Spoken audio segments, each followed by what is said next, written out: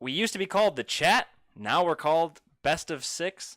And that is because there are 6 of us and we like fighting games. That's the best I got. So, joining me, as always, is our amazing team of 6 people. Dan, Jake, me, Julian, and Larone. Currently, we are missing 2 of the 6, which kind of sucks for our inaugural episode here, but so be it. One should be coming later, and another will be tardy. Or, no, absent. There's the word. I knew this intro was going to go poorly. That was fine. We're doing great so far. Yeah. So, for those of us who were with us in season 1, we were primarily a news-focused podcast. And we are still a news podcast, though we are somewhat shifting our focus to a new segment, which is our main topic of the day. So, to get you guys amped, today's main topic of the day is going to be boss fights. What are some of your favorite boss fights? What do they do well? What are things that boss fights have done poorly? Things like that. Pretty open-ended question. I think we've all sort of chosen to approach our answers in different ways, and hopefully we'll cite a myriad of different examples. So that'll be cool.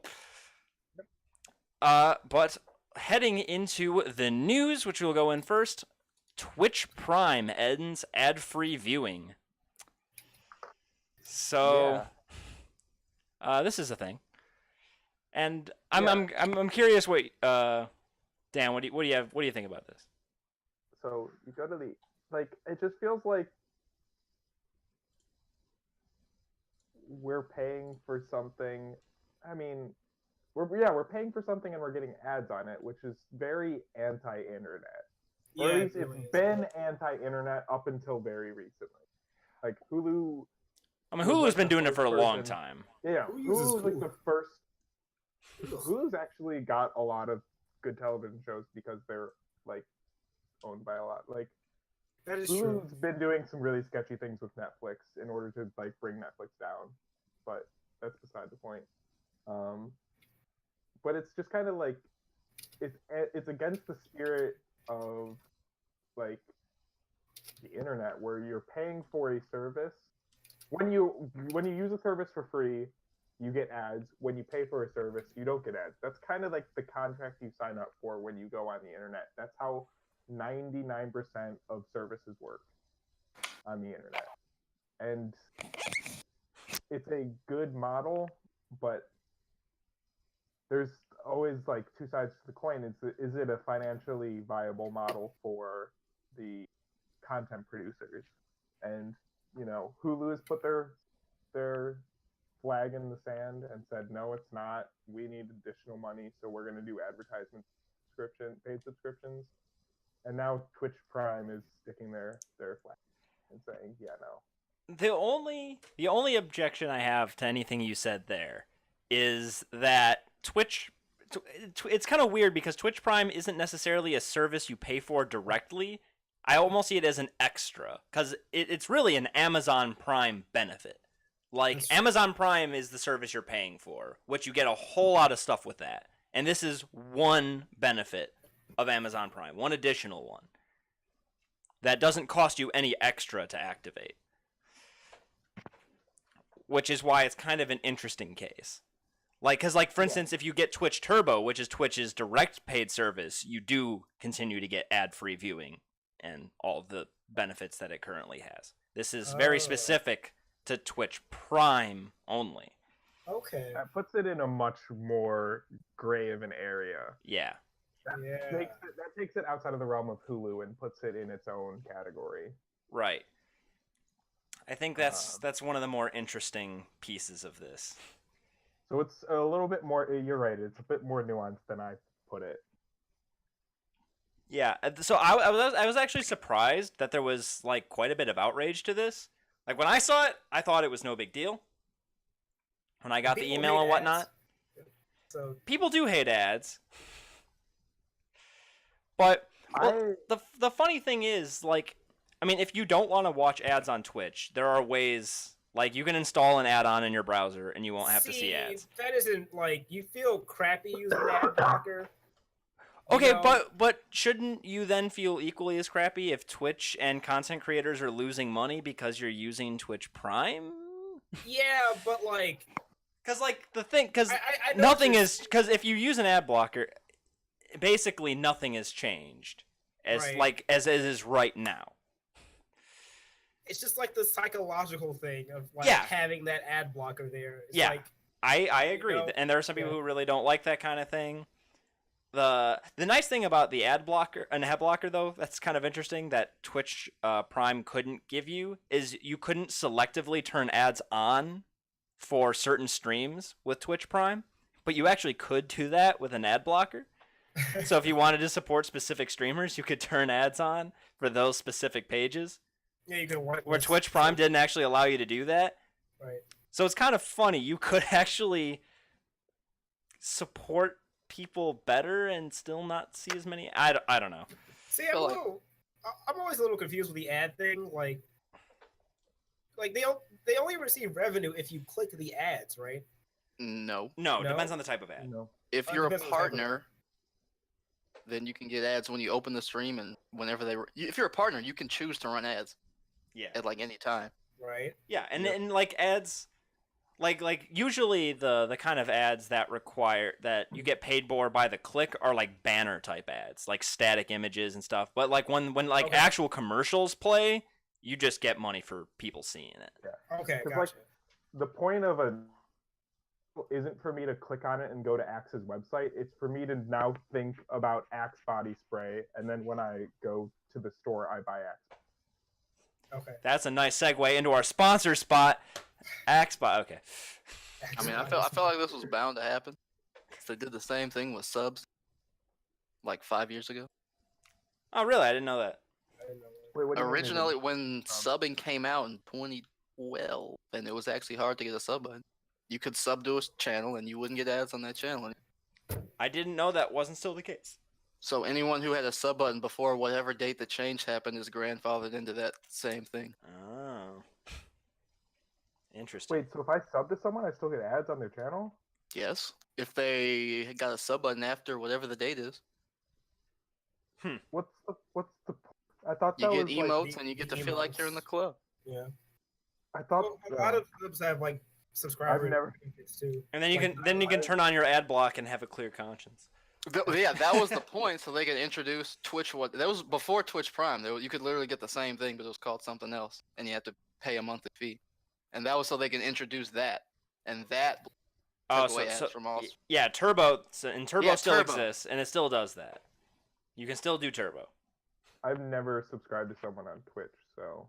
I've I'm only using I've only I Prime actually sub. have a sub because I got community sub. community But I've never sub, what's bought this? it. It's the new thing. You can gift a random sub now to someone in a chat, and it supposedly only gives it to people that are commonly in chat. Oh, okay. Who'd you get the community sub to? Is it Triax? No, that's too many people. There's something like 60 Pokemon. Yeah. But some people don't even like them because you can get a bunch of shitters that have subs. Be like, wow, you suck. You know, just being a stream monster, but now you have a sub. Hmm. So even if you put it in sub only, you're gonna have all these toxic 1 month subs. That's why you resub. Interesting. Well, But anyway, yeah, I felt like they were gonna do this at some point. But Yeah. I don't know what the end game is now. Are they just giving up on stopping ads, paying whatever for a monthly fee? Yeah, I mean, I know the slippery slope argument's like a logical fallacy and everything, but is this the start of a slippery slope where like 5 years, maybe less from now, we're gonna be like paying for Twitch Turbo and getting ads, and like regular Twitch you can't watch your favorite streamers or something stupid like that. Like regular Twitch doesn't have like small time streamers. It only has like the big sponsored streamers or something weird. I don't know. Well, that's when like. That's a when little Twitch bit dies. extreme and dystopian. Yeah. I shouldn't. and Yeah. and I think there is a little bit of a separation here between Twitch and Amazon, where like this might have more been sort of an Amazon like we're just like losing tons of money on Yeah. this. like this was the Twitch Prime thing is kind of an experiment, and you know it's probably losing them a lot of. There's a lot of benefits to Twitch Prime, and it's kind of It's kinda surprising how crazy. much that they're actually able to give you. Like the sub thing must be expensive, like the Twitch Prime sub thing, and that would be Right. there would be way more outrage for getting rid of that. So it's basically who gets the axe, ad-free viewing or the subs. Ad-free I'm viewing glad got that the axe. ad-free viewing. And I'm glad if something. I mean, yeah, they. How long has Twitch Prime been out? It doesn't feel like it's been that long. Has it been like 2 years or a year? I It think was it like a was year. 2 TwitchCons cons ago. September 2014. Really? Wait, Yeah. what? It's been that long, really? Yeah. I remember when Twitch Hold Prime was up. first. Oh no! Oh wait, I'm sorry. That is not right. That might be when the grandfather thing. That's September 14th. September 14th, not September of 2014. 2016. Yeah, 2 Twitch. Okay, that makes sense. Okay, that sounds. Yeah, So 2016. almost 2 years ago, they introduced this. I'm sure that they've been leeching money like crazy off of it because they have to pay. They have to pay these subs so out. many- Yeah. And the funny thing about the Twitch, Prime subs is that Twitch gets none of the money. In that case, it just goes to the streamer.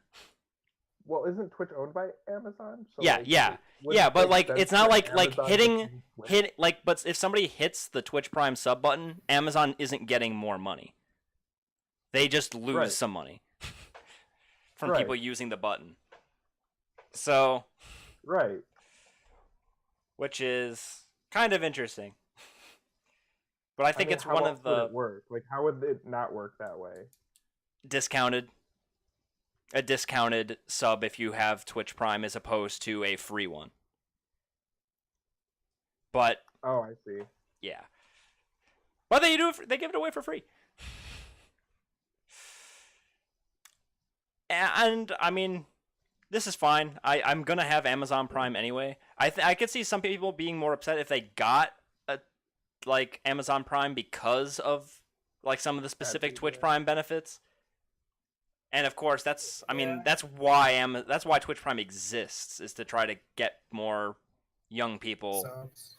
to buy Amazon Prime. That's really what this is for. Right. Like that's why they made it, and it was a great idea. And I could see some people being upset, like, "Hey, like I just paid for a year for this service, and now all of a sudden." Well, it's the Twitch Prime's gonna work the way it did work before until your renewal period, right? Yeah, you will continue with ad reviewing and text until your next renewal date. Oh. Oh, this is like okay. I didn't know that. So if you like renewed a day before this news came out, then you would be You're- fine until your you're renewal fine. date. I'm not sure where you're getting that information, because that's not what I'm seeing in the article I have open in front of me. Literally the third paragraph of the article we have in the Google Doc. Twitch Prime members with monthly subscriptions will continue to get ad-free viewing until October 15th. If you already have an annual subscription, or if you upgrade to an annual subscription before September 14th, you will continue with ad-free viewing until your next renewal date. Wait, then I'm very confused on what the October 15th date means. So you can get Twitch Prime monthly, or you can get an annual Twitch Prime subscription through Amazon Prime, I think. Okay. So the October 15th is... Okay, well then in that case, then I think Amazon's 100% in the clear as far as I'm concerned. Yeah, this is fine. That is the best possible way to handle the situation. Yeah. I don't know. I don't get the outrage. People just hate ads. Yeah. People hate ads, then buy Turbo. I don't know. I mean, it's like what I was saying earlier, where there's people who have Amazon Prime just because it comes bundled with Twitch Prime. And so like what we were saying earlier. So it's people who feel like they paid for a service and now they're being forced to watch ads on that service that they paid for, which makes people upset. Right, but they can just And stop for- paying for the service. Right. But it's like, I don't know. I don't have Twitch Prime, so I'm personally not even a little affected by this. But like, it would be like you're going from paying your annual subscription fee to Amazon to not paying it, but still getting ads. And like, you might, okay, let's say you hate ads. I think a Twitch Prime or Amazon Prime costs $60 a year, right? Mm-hmm. Yeah. So let's say you hate ads. No, it costs way more than that. But No, I'm sorry. Amazon Prime was Oh, $100 a year, but I it's- got it half off because I was a student. yeah. Oh, I must have gotten it half off too, because I remember paying like $50 or $60. It's like- Yeah. You get it half off when you're a student. It's 50. Now it's 100 and it's going up to 120. Yeah, I'm going to cancel this next year. So like, just a quick like hypothetical math situation. Let's pretend that you're a student and you get Amazon or you get Twitch. Yeah, you get Amazon Prime for $50. We're gonna round it up to 60 because that makes sense. Yeah, it's $5 a month. So you're paying $5 a month. If you hate ads $5 a month much, but you don't hate ads $10 a month much, then this is bad because you don't hate ads enough to get Twitch Turbo, but you do hate ads enough to pay $5, and now you're losing the option to get rid of ads for $5. Yeah. So those are the people it's negatively affecting. People who hate ads $5 a month much, but don't hate ads $10 a month much. If that makes sense. Yeah, that does make sense. And even Yeah, I think I even get it. though Amazon Prime and Twitch Turbo will, funny enough, cost exactly the same amount soon. They'll both be $10 a month. But like one of those things gets you way more than the other. Yeah, that's true. Like Twitch Turbo gets you ad-free viewing, some special emotes, a couple other things. Amazon Prime so gets much- you a tremendous amount more. Yeah. Does Twitch Turbo get you free sub? I'm pretty sure it doesn't. I think they've kept that exclusive to Twitch Prime. Wait, what does Twitch Turbo give you again? Like the full list? All right, let's bring it up. Let's see what Twitch Turbo actually gets you. Okay. Ad-free, custom emoticon, a badge, extended chat colors, increased video storage. That's it.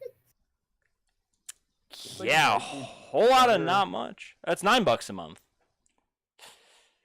Seems like it might Prime be is so better for like if you're a streamer who also watches a bunch of other streams, like, and a whole variety of other streams. Because the two best things are the increased video storage and the ad-free, in my opinion. Yeah, the Yeah. emotes are really whatever. The Also, badges are that increased video storage thing is not a real benefit that I don't think most people care about. It really isn't. It's like kind of totally meaningless. It's just the ad-free stuff. Like, just so people know what I'm talking about, the increased video storage thing, like, it saves your past. So normally your past broadcasts get deleted after 14 days. This makes them save for 60 days. But if you highlight your stream, then it stays forever. So I'm not really sure what this So- is for. It's So for it's forgetful people- people who forget for 2 months, and then I have no idea what it's for. Probably that. Forgetful people. Yeah, or people who, like, I mean, I guess there are people who will watch past broadcasts and don't want to highlight them forever or something. Because there might be a limit to how much you can actually highlight, like, long term. But not that I know of. So, I don't know. It's weird. It's just, they just added, it's just something to add to pad the features. Right. So if you see this as imagining that about $9 a month is what a heavy Twitch user is worth in ad revenue, then that could start putting the Amazon Prime thing into perspective on how much they could be losing. Well, I mean, that's not. They would rather have you be a Twitch Turbo subscriber than an ad-watching non-Twitch Turbo subscriber. Yeah. Because the money goes directly to So Twitch. So it's not even if you're a heavy Twitch user, I doubt you're worth $9 a month. No, not $9 whole a month, for sure. But like, even if you're worth half that, that's still a lot of money per person to be losing on Twitch Prime. I mean, even if it's more than a few bucks a month, that's a lot of money that you're leeching. But anyway, I think we've talked the topic to death. Yeah. Okay. We've talked about it a lot. Yeah, we did. We've gone over budget already on our first news topic. This is just gonna be a long episode, guys. It's gonna be a long episode. Yep, buckle up. All right, we're gonna try to go through Gamescom kind of quickly, because I don't think any of us are particularly excited about any of the stuff on here, but we'll talk about some stuff. Yeah, and then we'll get to the main topic. It'll be cool. Yep, and I'm gonna let Julian lead this topic because I think he. Oh, okay. So I'm not that familiar with Gamescom, but I think it's like the European E3. I thought it was the Japanese E3. It's Japanese. What was it? I have no idea. See, I don't know. We're doing But good. We had a bunch of trailers coming from Gamescom. It's Calm. Yeah, I kept calling it Con. I'm not even saying it right. This is fuck that. Yeah, this isn't Gamescom. Yeah, it's forget in calling it. Cologne, Germany. Oh, it's in Germany? Okay, cool. I was wrong. Yeah. It's Europe's biggest trade fair for games and entertainment. Yeah, it's like the European E3, from what I'm garnering. Yeah. First trailer, Cyberpunk 2077. We got new screenshots and concept art. Did anyone care enough? It's CD Projekt Red's new game. You know, the guys that made The Witcher 3. I haven't played the game, but yeah, I'm it's showing amazing. I'm showing the screenshots on the stream, so for anyone who does care about them, they're there. Apparently, there's some LGBTQ plus romance options. Don't really care about that. I mean, that should just be like in an open world game. That should kind of be standard, in my opinion. But yeah, I'd agree. I'm a bit of a social justice warrior, but like if you're playing like an open world game where you can have relationships, just gay should be the option. That shouldn't even be a question in the year 2018. Sure. As long as it's. I mean, yeah, there's some development effort versus reward thing there, but I agree. If they have the development time, and the resources to do it, it should be in. If you're gonna add in like a relationship feature where you could hook up, like let's say if you could hook up with a bunch of female characters, you should be able to hook up with a couple male characters. Like just probably. It depends on the type of game. Yeah. Like some games have like really deep and involved like storylines with the relationship stuff, which require a ton of extra development effort and stuff. So those kind of games I could see omitting it just because of time. But anyway, this is a pointless discussion. I think we're all on the same page. Yeah. Whatever. Damn. Battlefield 5 gets an open beta date. Plus, we got some new trailers for Battlefield 5. I guess speaking of SJW stuff, but not really. The whole debate about women in Battlefield 5 came up again. We don't have to talk about that. Just bringing it up. Okay, does anyone care about Battlefield 5? I honestly don't. Nope. I would like to try, but I can't. Yeah, I'm not the biggest fan of first-person shooters. I did like Doom. I like Metroid Prime. Metroid Prime's kind of a weird. It's like not even really a first-person shooter in a way. Yeah. Metroid Prime's almost cheating, but it is. It's my favorite first-person shooter, so. Is Portal a first-person shooter? Yeah, yes, for sure. All right. If Metroid Prime's a first-person shooter, Portal's definitely a first-person shooter. I feel like Metroid Prime is more of a shooter than Portal. Portal, the only thing you can shoot is portals. So? Yeah. Metroid Prime, you do actually shoot bullets. Well, so like energy things.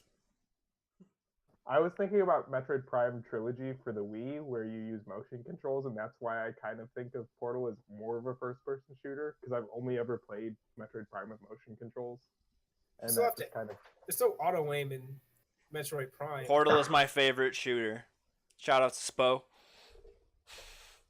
Thanks, Is that a Phil. speedrunner? Welcome to the show. Oh, someone's supposed to. Yeah. Okay, what's up? Yeah, someone we know. Uh, Smash Ultimate we'll get to. Or sorry, Fallout 76. Getting ahead of yourself. Yeah, getting ahead of Just myself. a new trailer. Yeah, Xbox One themed bundle. I've never played Fallout. Yeah, it's my confession. So can't I've really only talk too played- much about this. Fallout. Lerone, you play Fallout, right? All right. Well, no, I'm not the end of 76, and Fallout 4 didn't do it for me. That's what I hear. Yeah. Fallout 3 is great, but Fallout 4 was kind of New disappointing. Vegas is the best. Yeah, that's what I hear. Yeah, that's right here too. I haven't been keeping up with 76 like at all. Once he was like, it's It's always basically online. always online, even though it's technically not. Kind of stopped caring. Yeah, I can see that. I can see that. We'll skip over Smash for now. Okay. Assassin's Creed Odyssey stuff. Okay, so I'm kind of an Assassin's Creed fan, and I really like Greek mythology, so I'm kind of interested in this game. And I heard Origins is really good. Yeah. So, yeah. I've heard good things about the new games. It's just, I don't know. They don't have the best legacy anymore, like they used to. Yeah, after Unity, Yeah, like no they one had some cares. garbage, and then apparently the most recent game is good, but like It's unfortunate. it wasn't didn't sell super amazing because of the previous games being kind of bad. So I don't know how to feel about this upcoming game. I mean, honestly, if I play it, I'll probably like it because I love Greek mythology. You probably guys probably like them right about me, but yeah, I'm a sucker for it. In the trailer, I believe the main character's fighting Medusa. Yeah, Medusa. I think people were mad too about Odyssey because like there's Is that the game with two main characters?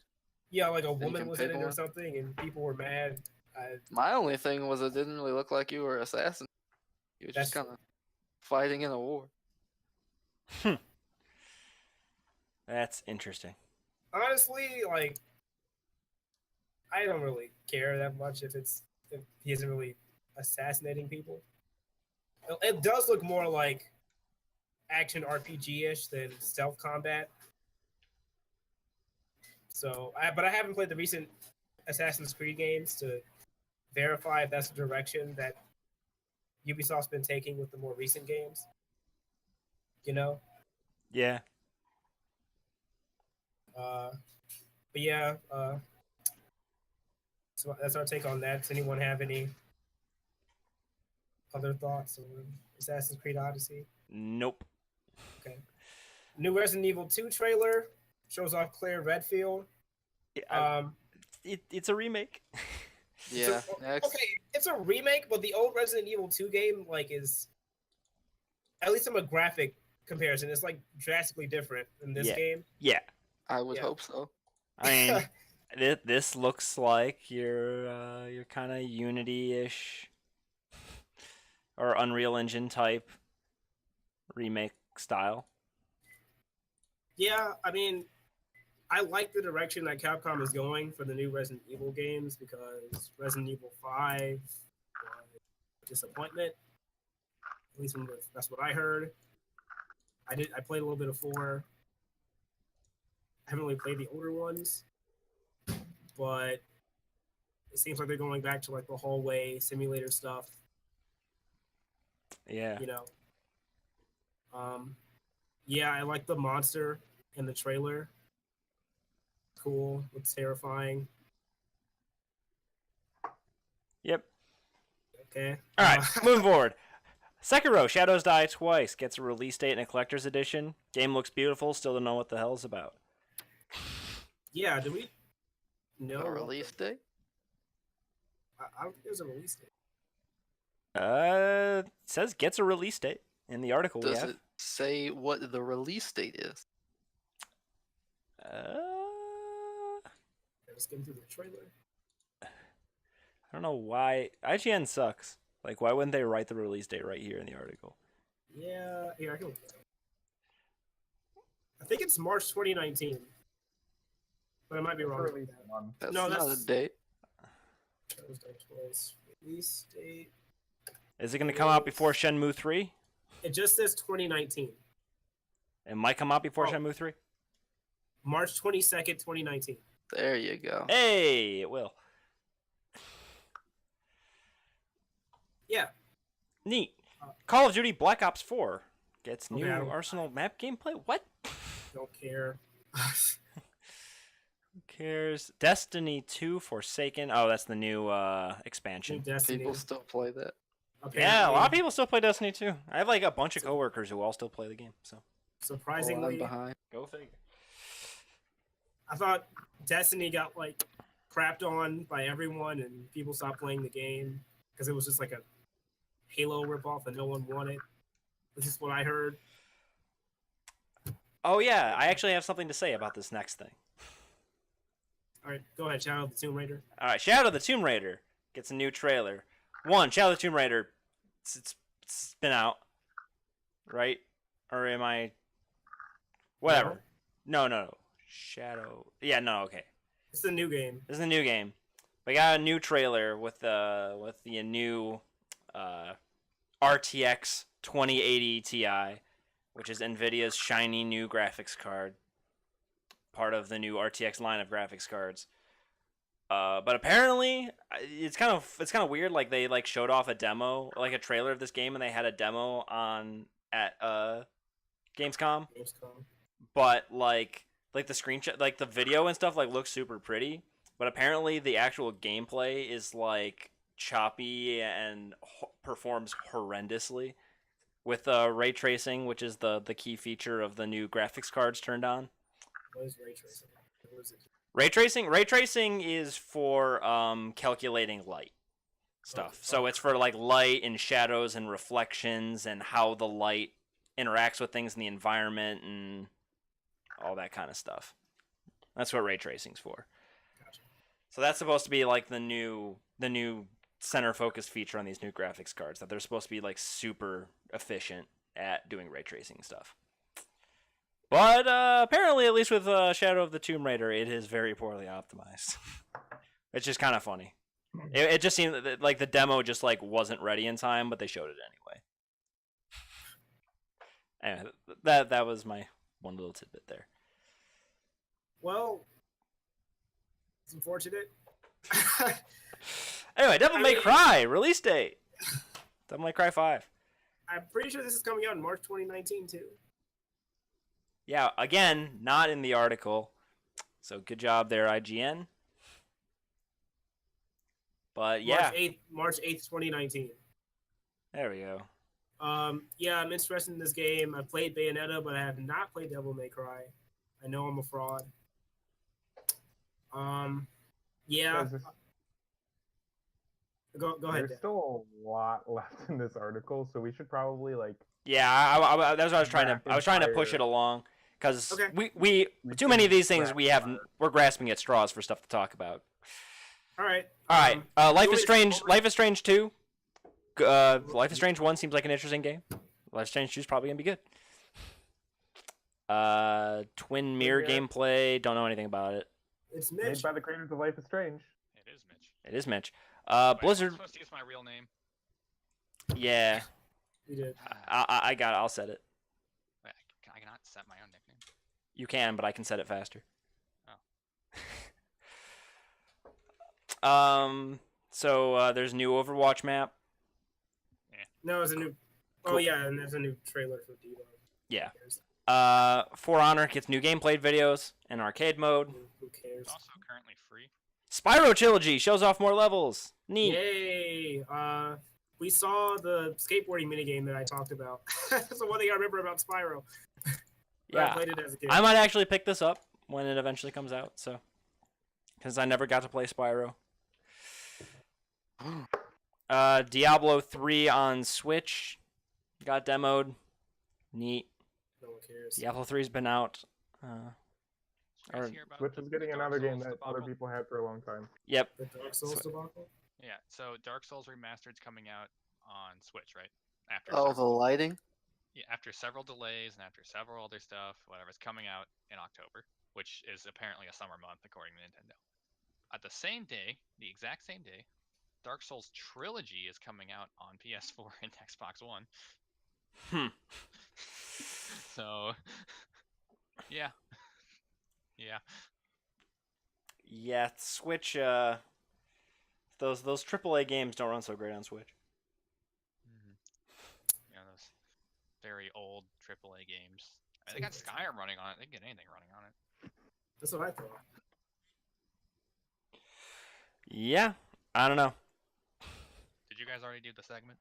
No, we haven't gotten it. Yeah, we've been taking forever on news, so we're gonna continue rapid firing through this Gamescom stuff. We kind of already talked about NVIDIA announced some new GPUs. They're fine. I could spend a whole podcast talking about them, but we're not. Xbox Game Pass. Sorry, what? Chargers exist. Don't know what it is. Cool. Yep. Xbox Games Mobile Pass announced. Cares? Fortnite theme park. Okay. Wait, what? Yeah, there was a Fortnite theme park at a mini Fortnite theme park at Gamescom or something. Who cares? Next. I'm just actually gonna skip over some of these entirely. You can read them on screen if you're super interested. Super Mario Party was demoed. That's cool. Apparently it's Hey, we fun. skipped over KH3 and Star Wars. It's fine. Next. Oh come on, who cares about KH3? Wow. I'm kidding, but like it's nothing like super new. Yeah, it isn't. NHL 19. Oh boy. Skip it. Call of Cthulhu gets a new trailer. That's a Um, interesting looking game. And Sure. before you get too much further, well, there's the hunt, but after the hunt, Yeah. we Hold on. All right. So this introduce- we have to introduce our brand new segment, Shenmue Watch. So this is our weekly segment where we talk about any news Our status favorite- on Shenmue 3, our favorite game to shit on. um, Isn't there update actually news this still week? looks like it's yes, yeah. there is. Yes, there is a news. Shenmue 3 got a release date In a trailer. in a trailer. Still And looks like Shenmue it's 1 and 2 are out. Well, like, if it's anything like Kingdom Hearts, that's not gonna stick. actually. Yeah. Well, this looks this like might something be that a could realistic. The release date announced is August 27th, 2019. Well, all right. Hey, that gives you a full year to go on Steam and buy Shenmue 1 and 2 for $30 True. and play it. Yeah. So, Shenmue 3, which you- was originally supposed to drop in early 2016. And what is Dan saying? You guys, he keeps like getting drowned out. It's all good. We should do a playthrough of Shenmue 1 or 2 if it's on Let's Steam. play Shannon I Black. agree. We should definitely do Shenmue 1 for one of our upcoming segments, which we will talk about later. True. All right, and the last two little things I'm going to talk about. There's a ton more, but this is sort of the bottom of the barrel at this point. Saints Row 3, another game going to Nintendo Switch that everyone else has had for a while. Okay. Hey, that's a quality game. Wait, Why is it Saints Row 3 and not Saints Row 4? Saints Row 4 is too intense for fair, the Switch. no one cared about 4. 3 was like the one people played. That's what I hear. Yeah. Yeah, that's true. 100% true. I pulled up the Shenmue 1 and 2 bundle on Steam, and you know how Steam will have like the little video that'll play? Yeah. I don't know if I could do this justice describing it. Maybe you should just like pull it up on stream. It's just like a 2-second loop of this guy jumping on rock. Well, Playing once my over Steam and over. finishes updating, I will bring that up for the stream You to said you see pulled at some up the point. Steam store and then what? I found the Shenmue 1 and 2 bundle. Oh, it's not the video, never mind. If you scroll down to the About This Game section. Shenmue. Oh my. That is Playing. I Why will is it just show it soon. 1 second loop playing over and over again.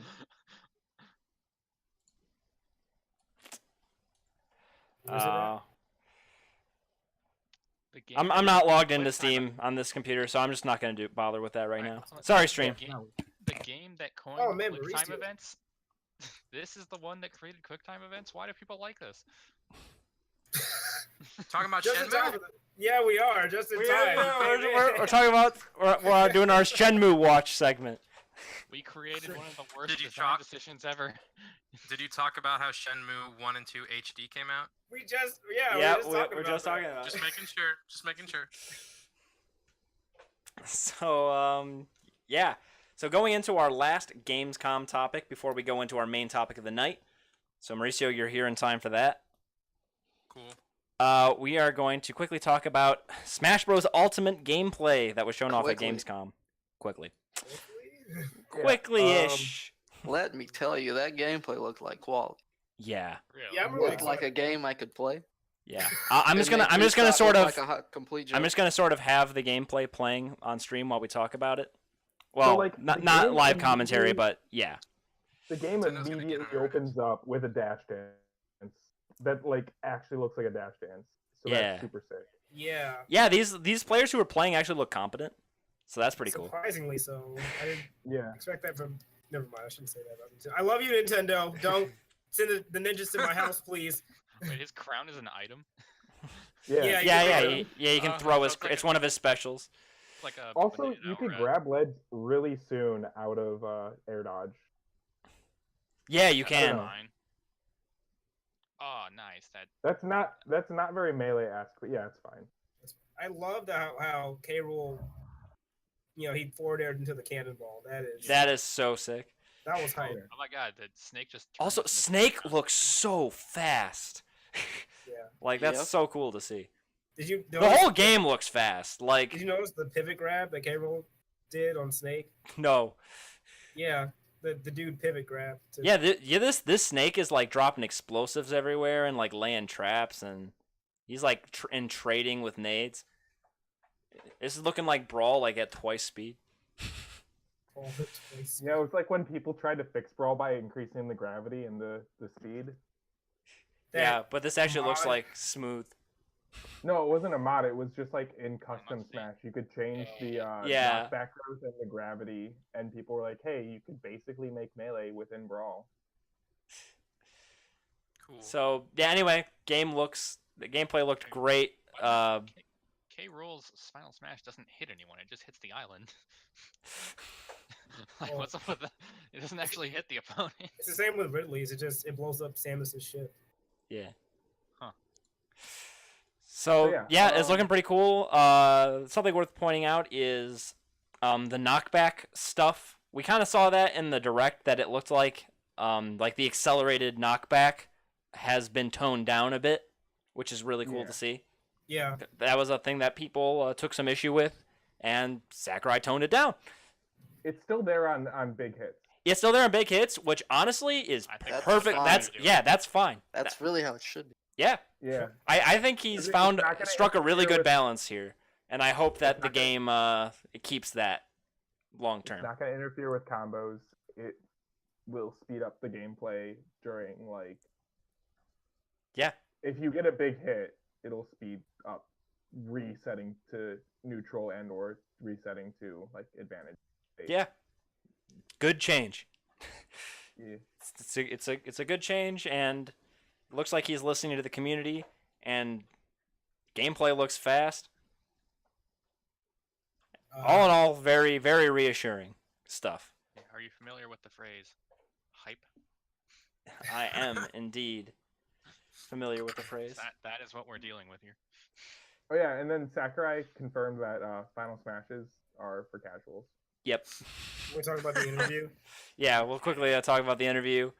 I mean, he didn't have much to say. That's disappointing. Yeah, he just said how hard the game, and it really shows. Like, I'm not sure about you guys, but I've been checking in on the website to listen to music while at work. I've been doing that like every day. I think they I'll let Reddit I tell think me. they update every Wednesday. Like I'm just probably. Yeah, gonna it's check. every Wednesday. Yeah. Oh, I didn't know that.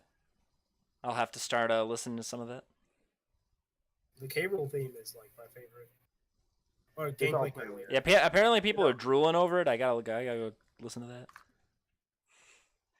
Having the musical direction in this game already.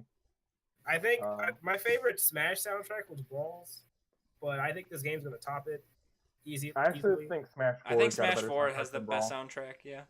Okay. And I think this is just going to be better. Jake, I always took you for like a Brawl guy because you really love the same theme.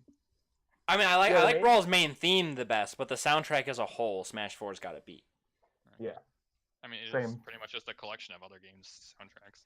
Well, kind of, except like they're almost all remastered or reimagined or remixed. Like the majority of the songs in the Smash games are actually only exist in the Smash games. Yeah, a lot of them are. Yeah, like few of them are just ripped straight out of the game and put as background music. And the musical and direction has Sakurai been a said little different from game to game. Sakurai said that the team has been working very hard, and that's kind of that was the gist of the interview. Was like, we've been working hard on this. We've been working hard on this. We're gonna keep working hard on this. Final smashes are for That man casual. deserves a Bye vacation. bye. There's some funny things here. When he Alright, so I have to pizza. I'll be back. but when he put in Richter and Smash, or when he made, or I don't know if he like directly made the video, but he knew that people would go, "Huh? Who's Richter?" When Really? yeah, when I Richter was announced. didn't know who Richter was, so I knew who Simon was. He came from his game where he's the protagonist from. Like it didn't come to the West except for like Mm. Virtual Console. And it was they made a port of it for the PSP. Yeah, Dracula X. Gotcha. So I started getting into Castlevania after the Smash Direct. Yeah, I kind of did that too. Oh my Yeah. god. I'm gonna play Symphony of the Night eventually.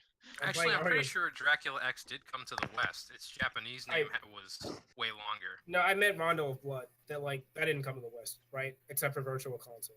And it's the Japanese version, and Yeah. they're not, Yeah, they're not Rondo gonna of buy it Blood because was the it's here. Japanese version. Yeah. Yep. But Dracula X was the PSP Was the- remake. Well, I that- heard that they No, it changed came a lot out on of the SNES as Dracula X, and then Oh. they remade it for the PSP, the Dracula X Well, X Chronicles. Chronicles. That's it. Yeah, I'm sorry. Yeah. No, I remember years ago AVGN talking about Rondo of Blood and Dracula X. That's just Gotcha. silly.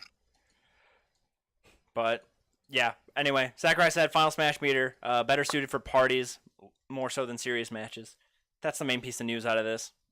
See, but he said that he was inspired by fighting game mechanics for the meter.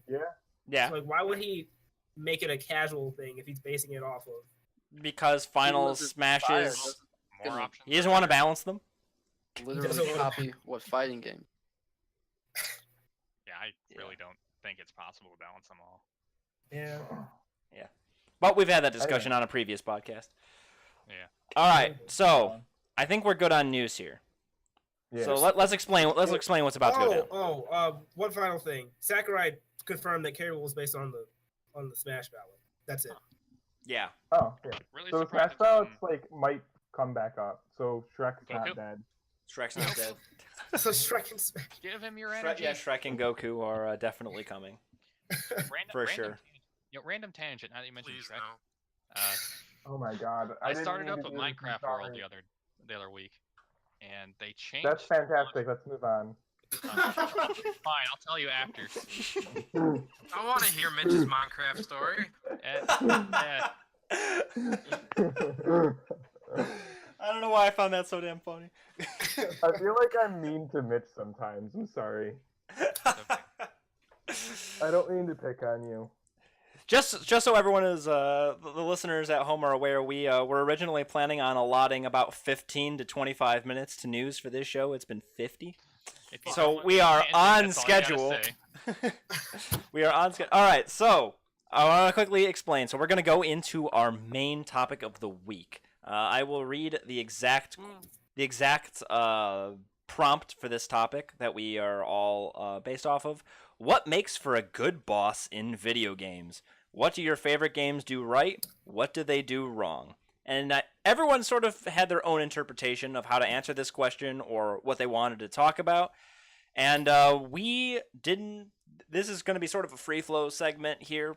I think we will start by going person to person, and we'll just go right down the line in alphabetical order here. I guess it's probably the fairest way to do it. And we'll jump in and talk over each other, and it'll be a mess, but hopefully it'll be fun. So Yeah, we are going to start off with the guy who happens to be the most excited, or at least the most eager to start talking, Dan. So take it away.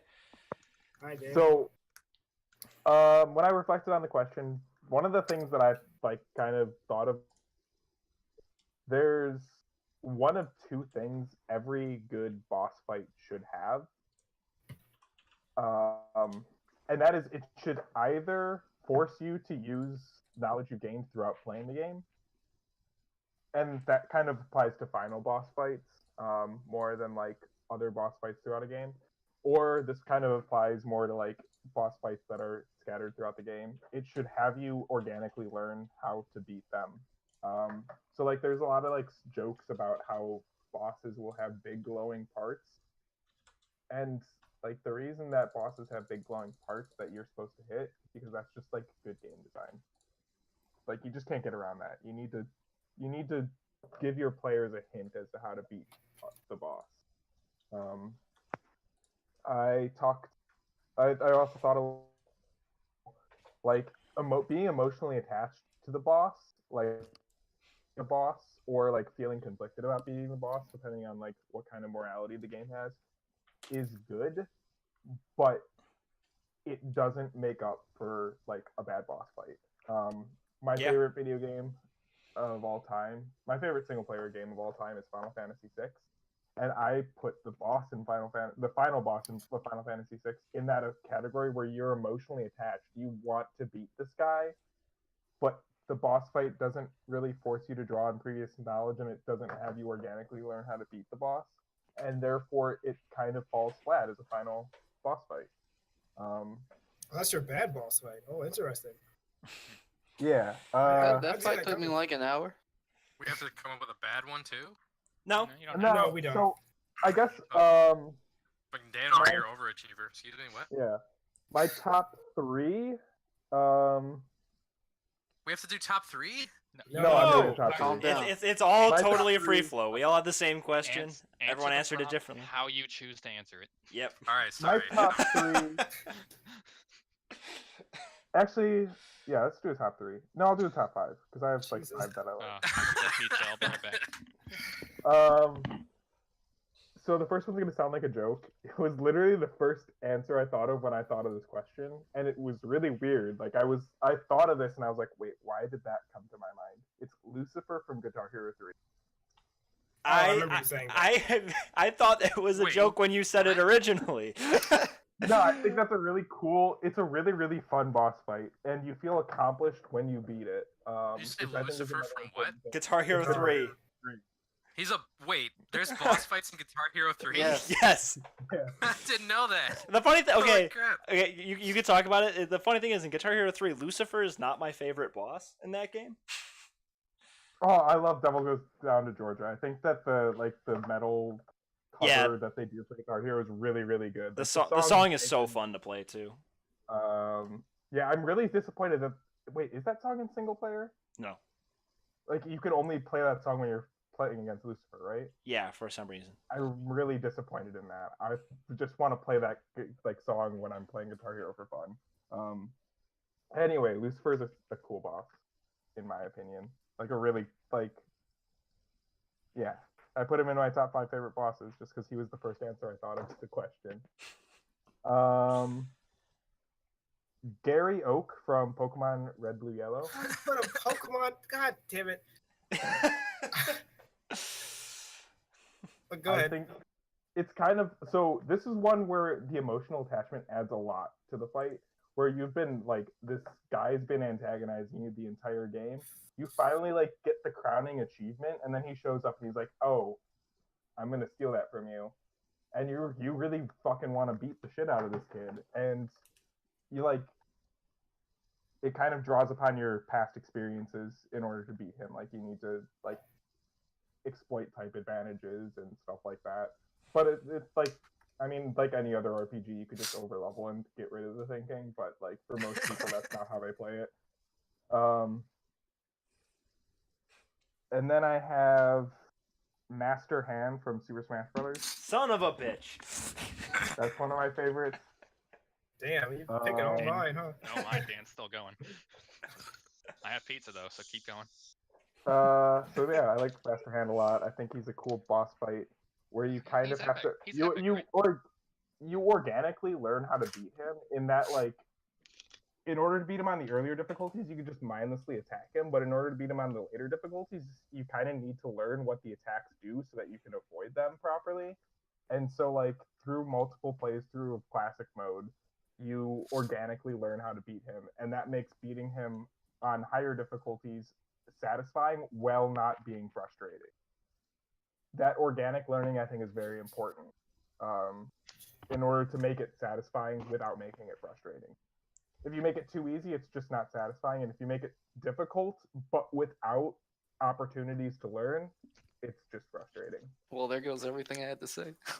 Yeah, you're taking a lot of my notes. I mean, It's of okay. course it's gonna happen. Just gonna So far, I'm holding Yeah. up okay, except get for out of Master Hand. thesaurus and good. Yeah, I'll stop there. Those are my top No, it's three. okay. Keep going. Keep going. Ask, Yeah. ask I what don't you wanna like- say. 4 and Keep 5, I going. don't. Go ahead. UT is the Keep top going, 5. jerk. Okay, number 4, I guess. You're only at 4. It's number 3, isn't it? No, I did Lucifer, Gary Oak, Master Hand. That's No, three. get on with Oh, I it. thought Number you- 2. What? Go on. I'm saying number 2 because you did 3 already. yeah. I thought you were going from like bottom to top. Sorry. Oh my Oh god. no. Just This go. is in no order, but these last two are my two least favorite on my top 5. All right. So like 1 through 3, I don't know what order to put those in. Rafam from Hearthstone. Really? Yeah, he's a really like League of Explorers is a single player expansion that they added to Hearthstone. It's the best single player expansion. And like the entire like the story is really weak because you're playing a card game. Like the story is not supposed to be there, but you're like collecting the pieces of the staff, and like you build the staff, and then Rafam steals it from you, and you got to take it back. And then, so the way the single player adventures work is you like can see their hero power, which is like their passive ability that they can do once per turn, and like that's it. And you need to build a deck around that. So you see Rafam's hero power, it's like some overpowered bullshit. You build a deck to beat it, and then at the beginning of the game, he switches decks with you and gives you a really, really crappy deck. And you just built this like super powered deck that's supposed to like beat him. So his deck is incredible. And so that's just like a really fun experience the first time you get like Raffle Stomp by him, and then you're like, okay, I just need to make a really bad deck now and beat him. And I guess like it doesn't hit all the notes. Like it's not super satisfying when you win. It's a lot of fun when you win, but like the satisfaction's not there because you just gave him a trash deck. And then my last one. This one's the only one on my list that's not a final boss. And this one is actually more than one. I'm not going to get into the specifics though. I'm just going to like talk about them as a group of bosses, and it's the Dark Bounty Hunters from Metroid Prime 3 Corruption. Yeah, like as you play through the game, these bounty hunters that like Samus is a bounty hunter, and like there's like they collect all the bounty hunters up to do some mission. I can't really remember what was going on, but like all the bounty hunters, all the best bounty hunters in the galaxy got together to like do some bounty hunting, and all of them besides Samus even Samus gets taken over by like this phase-on stuff that turns them evil, and you have to fight all of the bounty hunters, and like each of them has a special skill that makes the boss fight unique. And I thought that like figuring out how to abuse the skill, again, learning organically how to beat them while you're fighting against them is what made the boss good. So I guess like Cool. the most important thing is organically learning how to beat them makes it satisfying, which makes it a good boss fight. Nintendo's good And- at that. Yeah. I think in particular. Like, it shouldn't just say, like, if we're going to talk about Legend of Zelda, it shouldn't just have Navi fly over to them, say, this is their weak point, attack it. It should display it visually. the good Nintendo is guilty of doing that as well.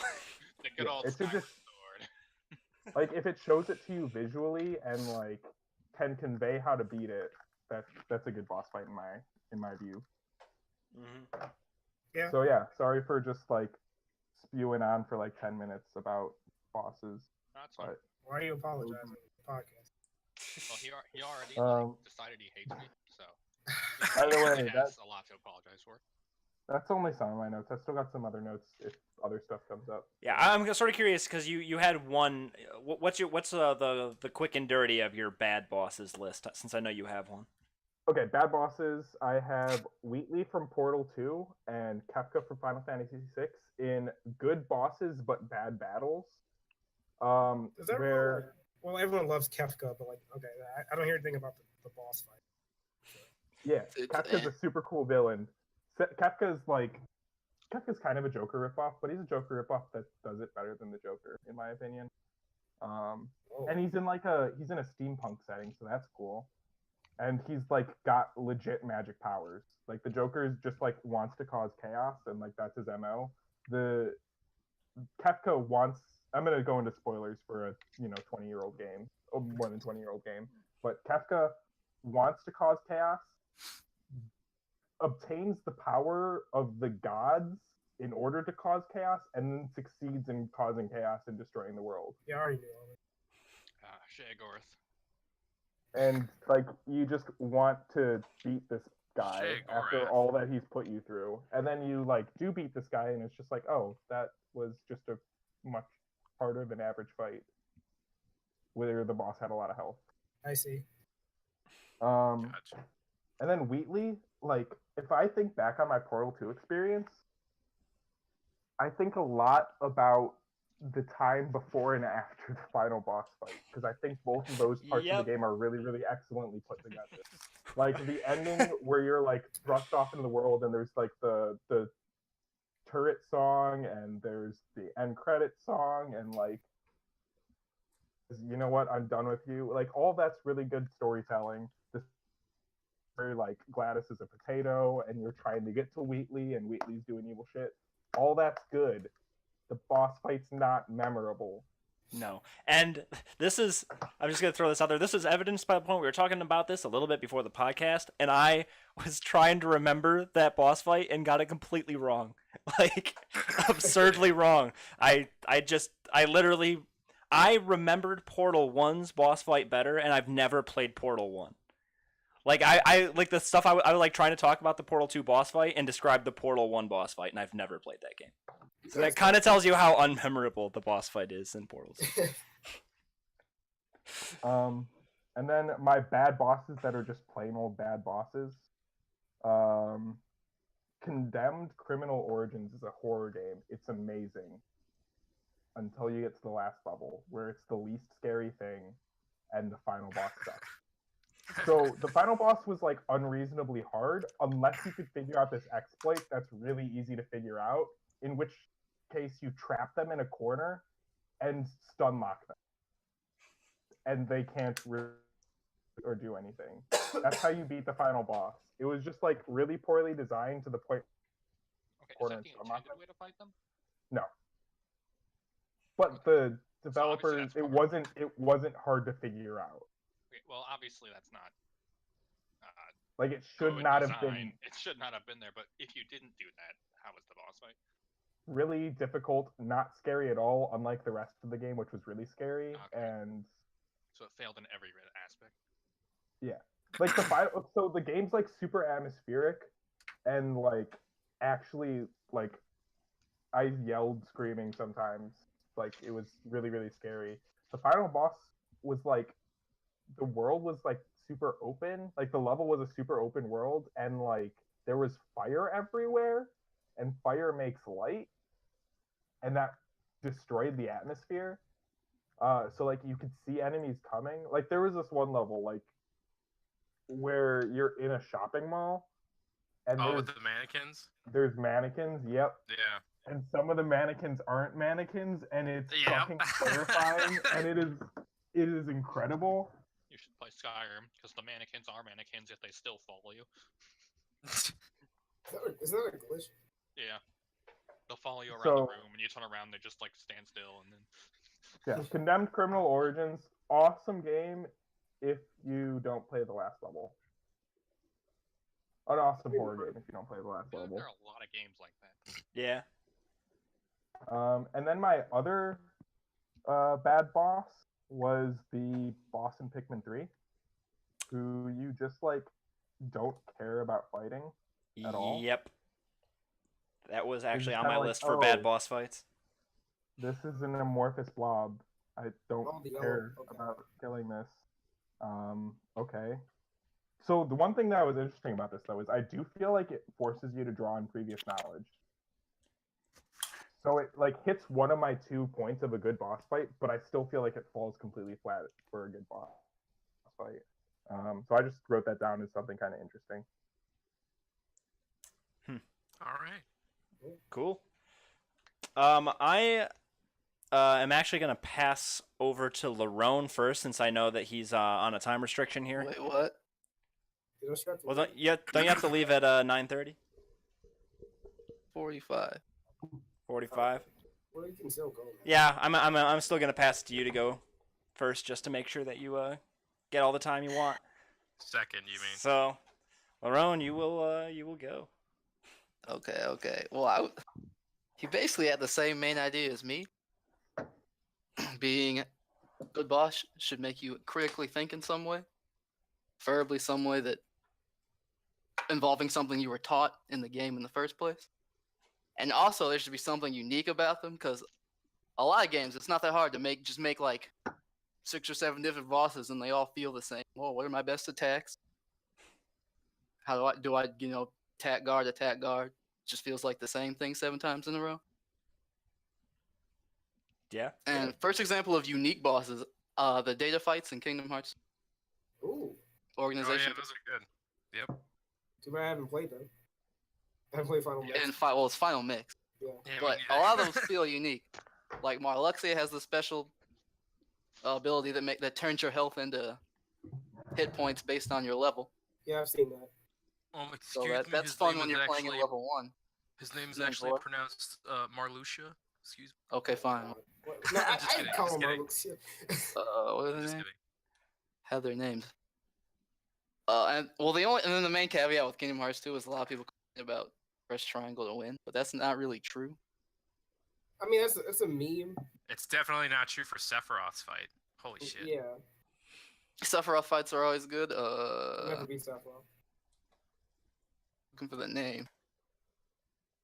Wait, Oh wait, yeah, Vexen has the shield, and there's this like little thing that follows you around, and if it's under you for long enough, it'll make a clone of you.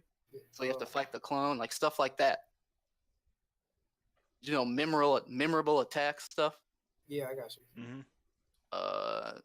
I got, and then I always shill for any Falcom game. So the other thing that I personally look for is challenge. Yeah, for sure. Mm-hmm. Like if I can just walk in without thinking, use the usual strategy and win, then it's really not. I don't find much entertainment out of that. Like, I personally like to go into a boss and like get body, and not because I'm like under leveled or anything. I just got memorable. totally outplayed, and then Just after play a few Dark more Souls. tries, you do some thinking. You actually have to go and like think about strategy. What are my options? What options would be good against this boss as opposed to the last one? Stuff like that, and actually apply this kind of thinking. And I can't really cite a single boss in Trails in the Sky, but in second chapter, I feel like all of them accomplished that. Pretty much, Dang. which is why it's the GOAT. I know nothing about the game. Random other bosses, I like the final case and Ace Attorney Investigations 2. Interesting. Partially because of the aesthetic, the music is pretty good, but that's a different thing. If it has good music, doesn't necessarily mean a good boss. I don't really have much for like exposition and emotional attachment, anything like that. Although that is a good point to make. So mainly challenge and thinking. Interesting. Because I dig it. trying to think of an example of something where you don't have to. I don't have anything off the top of my head. I don't really care for bosses where it's just a pattern, where it's like attack 1, attack 2, attack 3, weak point opens, attack 1, attack 2, attack 3, weak There's point, a lot like of, stuff like there's a lot that. of platformers. Yeah, I was gonna say Mega Yeah. Man. Mega Man comes to mind for sure. Well, I feel like Mega Man, Well, it depends. Depends about on which Mega Man games. There are a lot of them. because the ones I've seen, it's more like you actually have to shoot and dodge at the same time. It actually looks like there's a challenge involved. Oh, okay, that's true. A lot of them are shoot and dodge at the same time. As someone who plays Mega Man games, multiple of them, Larone's point is valid. It's not just dodging; it's if you can shoot while you dodge. Yeah, and you yeah. know. I wasn't. I I feel wasn't. like there's a skill ceiling to those. Right. Yeah, I see what you're saying. You don't That's like the pretty bosses high. where you If like can't- dodge if you and can't wait. Multitask. If you can't multitask in a Mega Man boss fight, then it's not gonna work. I think he's meaning more so stuff like Mario and Donkey Kong, where. But at the same time, you don't Or have that many Zelda. options in games like those. I mean, yeah, Like Right. Mario, you can jump, you can maybe punch depending on the game, you can ground pound, and that's like it. yeah. So unless they get really creative, like there isn't much for you to do. See, like, I like simple games, so like I don't really mind patterns, but I see where you're coming from. You prefer like challenge and more thought. Yeah, and I think patterns can be done in a way that's challenging and There's fun, also- Yes. but it's rare. There's also the idea of like repeating a pattern too many times. Where like if you can like, I don't know why I'm thinking of this, but like Twilight Princess, the final fight with Ganon comes to mind, Terrible fight. Mm. where you kind of learn the pattern and you do that over and over again, and like the pattern might not be the most intuitive thing to figure out, and it might not be like the easiest thing to execute. At least it wasn't for me. But once I learned how to execute it, I wasn't messing it up, and it was like I had to do it 20 times in a row, and I was like, I'm getting nothing additional after like the first 3 times. Yeah. Enjoyment. Yeah, I'm gonna go ahead. I know it's not my turn and all, but I'm just gonna nominate that boss fight as being one of the worst. That Just, whole boss rush like- is pretty bad. Like another problem with that fight is there's not even an emotional attachment to Ganon because you spend the whole game with Zant as the main enemy basically, and then all of a sudden it's Yep. just like, haha, it's Ganon the whole time. Oh no, really? Oh This is why people no. don't like. This is why people give the Wii a bad name. People like slurps more like Princess. Yeah, Yeah, they do. casuals. Ooh. I like And to that. be I and to can be hear fair, Joe- to be Joe in the ether. and to be fair, no one did when the game first came out. They didn't start slurping it until Skyward Sword came out. We talked about It's this like- in the previous podcast. Yeah, it was like the meme. Like the new Zelda game comes out, everyone slurps the game before it.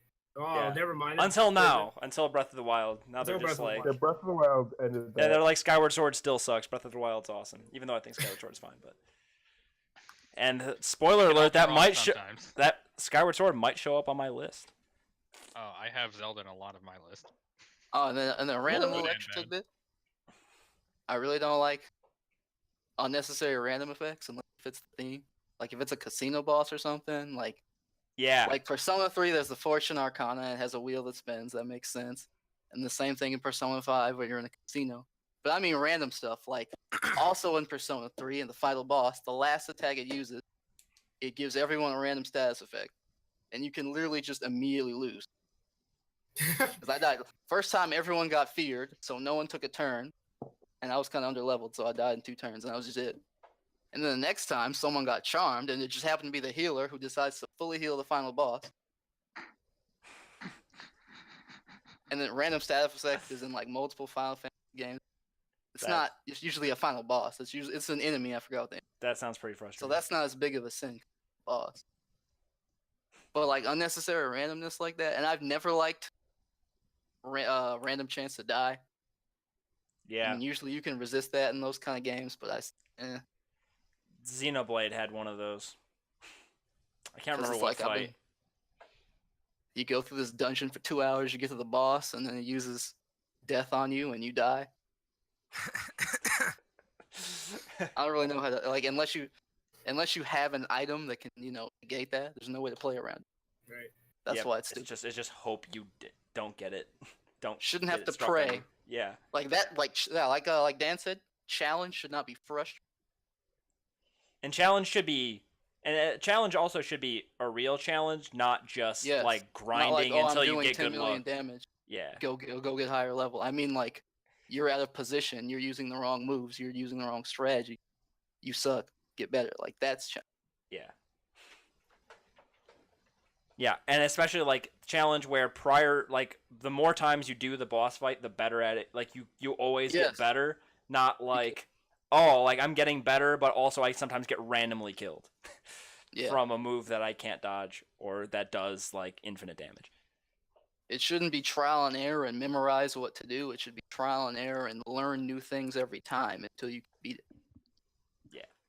Yeah. 100%. That's what I got. All right. Well done. Wow. Mauricio clapped last time. All right. I clapped. Yeah. Didn't you? Someone did. You can't I- tell, but I I've been clapped doing the silently. one-handed clap. You can't really hear it. I've been doing the one-handed clap and making sure it shows up, so it's probably me. Ah, it's you. All right. I guess I'll go then. So, kind of similarly to Dan, I threw down some categories that I think make up a good boss, and I'm to avoid repeating any of Dan's categories for where we overlapped. My categories that I was sort of going with was interactivity, challenge, epicness. That's sort of hard to quantify, but whatever. Story tie-in, how memorable it is, and a sense of triumph by beating it or by getting past it. And bonus points for aesthetics, but Music. yeah. So like Dan, there was a particular boss fight that came immediately to mind with this challenge, which was the boss Undyne from Oh, Undertale. Undertale. Oh, that's the DDR fight. No? The Oh, arrows. get Oh, faced. yeah. I see. Never mind. Yeah. So, I don't. Undyne was a really cool fight. It's one of the earlier boss fights in the game. Can I ask, is that the genocide run? Yeah. Undyne, or This the is pacifist pacifist Okay. Undyne. Those Oh. are two very different fights. Yes, they are two very different fights. Yes, this is pacifist Undyne. Which is a really cool fight, and it's okay. So especially so Undyne is the first actual like hard boss of the game. Like the game is fairly nice to you up until this point. There is a somewhat significant increase in the difficulty with this boss, which some could see as a negative. I thought it was really cool, especially the way they did it. Like they hyped her up, like as being this like scary person, this like warlord, like she's gonna beat the shit out of you sort of boss. And that was true for most people. She was brutally hard when you're not used to the game. And the combat system in Undertale is sort of hard to describe since it is whatever it wants to be based on the boss. But I don't know. Without describing the boss fight bit by bit, I thought it was really cool. It had some good story tie-in. All the bosses in Undertale are pretty good about that. And yeah, so that was the first one that came to my mind, but it's not the one I actually have the most to talk about in particular. So in the epicness class, I sort of threw down some that came to mind. One is this doesn't really apply to me now, but it more applied to me like 8 years ago or 10 years ago, and that's Chauncey from Luigi's Mansion, which is Wait, is that the baby? that's the baby. Okay, yeah, I've seen gameplay of Luigi's Mansion. You know, never mind. I haven't played it. Yeah, All right. As a kid, so in the Chauncey boss battle, you get you know there's this little baby sleeping in a crib, and the baby you get it upset and it gets mad at you, and it like pulls you in to its crib, which at that point in time you become tiny, like a tiny little Luigi in the crib, and the baby is like 10 stories tall. And compared to you, and you fight the baby. The boss fight isn't anything particularly special. It's not super difficult in particular. It's the biggest challenge of the game thus far, and I'm sure as a kid I died a few times to Chauncey. But I just remember it being like kind of like epic and sort of like mind-blowing. Like so far, like to that point in the game, you're just sort of sucking up some ghosts at ground level, but then all of a sudden you get to one of these boss ghosts, and they like teleport you to a new world, and like they're 10 times your size, and I don't know. It's a cool boss fight. Cool. But the next one in the epicness is Demise from Skyward Sword. And the Demise boss fight, I think, it's pretty good. I don't know what everyone knows about that boss fight or who's actually played it. The game crashed or the game corrupted before I could get there. I've seen it, Sucks. never played it. I should. Yeah. So the Demise boss fight is cool for a few reasons. One, it's got a really cool aesthetic. You're like Where- like a dimension or something. Yeah, you're chucked into this dimension and stuff with you and Demise. And this is another fight that's sort of like hyped up. And you are in this like giant like open land with you're standing in a very thin puddle of water. And then you have Demise, who's like this like towering guy, like, you know, probably about twice your height. He's got this long like hair that's made of fire. He's got this big like gnarly looking glowing sword. And the fight has got some pretty epic music going on to it. Once the fight starts, a thunderstorm starts raging while you're in the fight, which then starts playing a role in the fight where you can get struck by lightning, but then also you can use lightning strikes to charge your sword. And the final blow to the boss involves you leaping into the air, sticking your sword up in the air, having it get struck by lightning, and then stabbing it through Demise's chest and electrocuting him, which is pretty fucking cool. So, I don't know. I played that fight forever ago. Like, basically, not too long after the game came out when it beat the game, and it still sticks so clearly in my head. Like, I loved that boss fight. I can't tell you much about most of the rest of the bosses in that game, but Demise really sticks out. Probably my favorite boss in Legend of Zelda. And the last one that I kind of have for the epic E category, and sort of the last boss there's two more bosses I want to talk about. Sorry. And let me know if I'm going on too long, and I can Just go. Going on Go. go longer. All right. So, None of it stopped Dan, and he all right. no offense to him. Yeah. He gave an exposition and details on every little thing. So go ahead, Jake. You take your time. all right. Yeah, you're not even getting Interruption. close to my runtime. Okay, so this next boss is spoiler territory for Xenoblade Chronicles. So, if you have not played Xenoblade Chronicles or you don't want to have spoilers or whatever, mute me for about like 4 or 5 minutes. All right.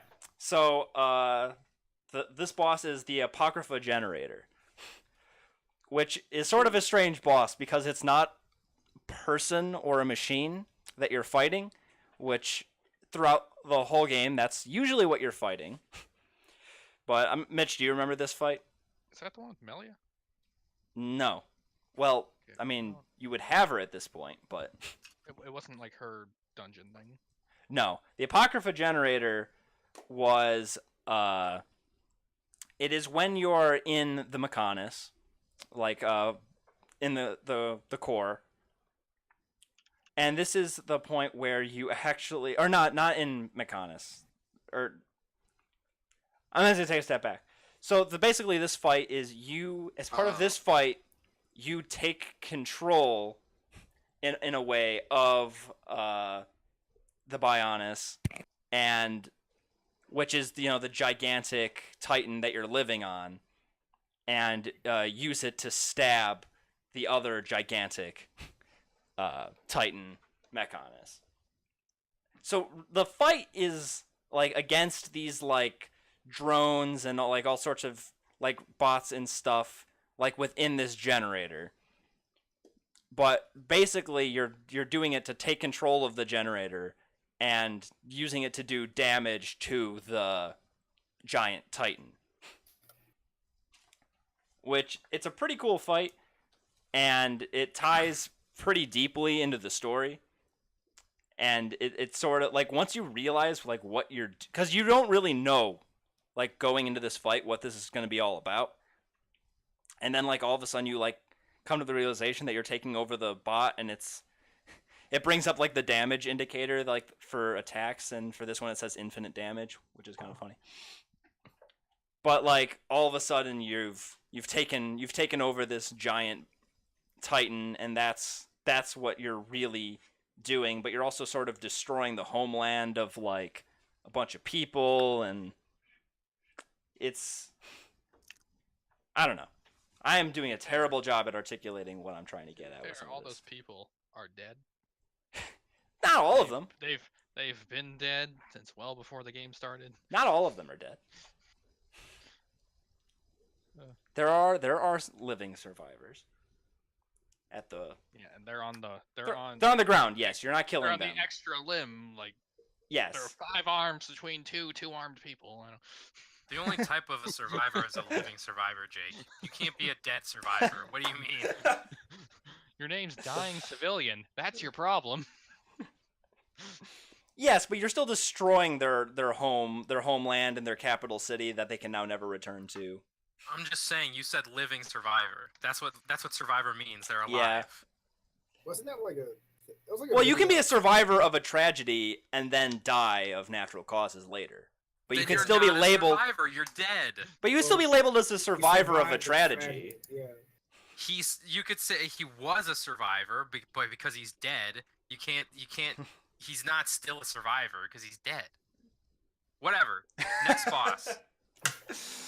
All right. This one is actually a patterny boss. Scowl the Startling from Oh, Donkey Tropical Kong Country Freeze. Tropical Freeze. Fuck that owl. This boss Fuck fight's that hard. owl.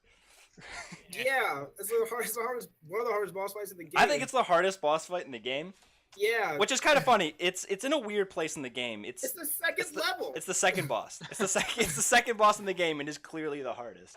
And I had a ton of fun with this boss.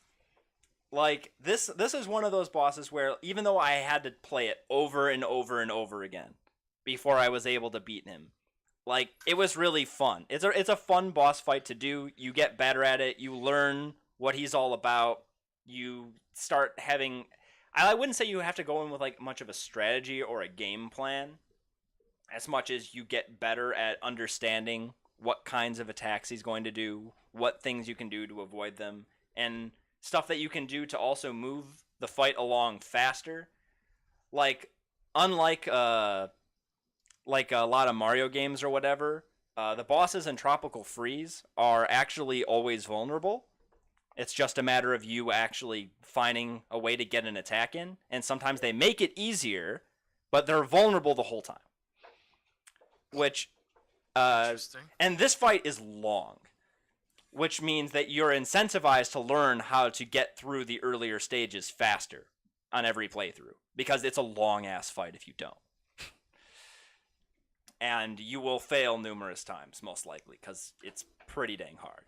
I failed several times. Yeah, it's pretty bad. Yeah, I think it's a great fight, and it's one that I would do like go back and do a few times, like time trials and stuff, because it's really fun. And yeah, that's definitely my favorite boss from Tropical Freeze, which I think is a game full of good bosses. Well, okay, maybe not so much full of good bosses, but that boss is good. It's like Scarl the Owl. The final boss fight's good, and then everything else is kind of. Yeah, not as They're hard. not bad. They're not bad. They're just not as hard. They're not really as hard as the rest of the game. Yeah. Like the whole game is pretty hard. I think the final boss fight's hard. Yeah, the final boss fight's definitely hard. Yeah. And Okay, so all right, I'll just talk about these other two bosses real quick, and I'll let it move on to someone else. But this one is almost purely for aesthetic and being an interesting boss, and that's Majora from Majora's Mask. True. Too bad I didn't beat that game because I was scared of shit of it when I was a kid. What I think is particularly cool about that fight is one, I think it's a good final boss fight in that well, it is and it isn't. This is one where it succeeds really well in some areas and falls flat in others. Like Mitch was talking, well, no, Dan was talking about how like you should have to use prior knowledge to beat bosses and stuff. And Majora is really not that kind of boss. like you can use prior knowledge to beat Majora, but you definitely don't have to. Like, you can use your items and stuff that you've learned how to use to your advantage. They all work on Majora in different ways, which is pretty cool. It's a very interactive fight in that sense. That you can, there's 1,000,001 ways to beat Majora. Like, and that can involve fighting these masks that you've been carrying around the whole game, and now these masks are fighting against you. And like, you can choose to ignore them. You can go just for Majora, but you're gonna have to like basically do a bullet hell of avoiding getting killed by these things. And the fight is like the longest fight in the game. It has the most number of stages of any fight in the game. It's a 3-stage fight. All 3 stages are completely different.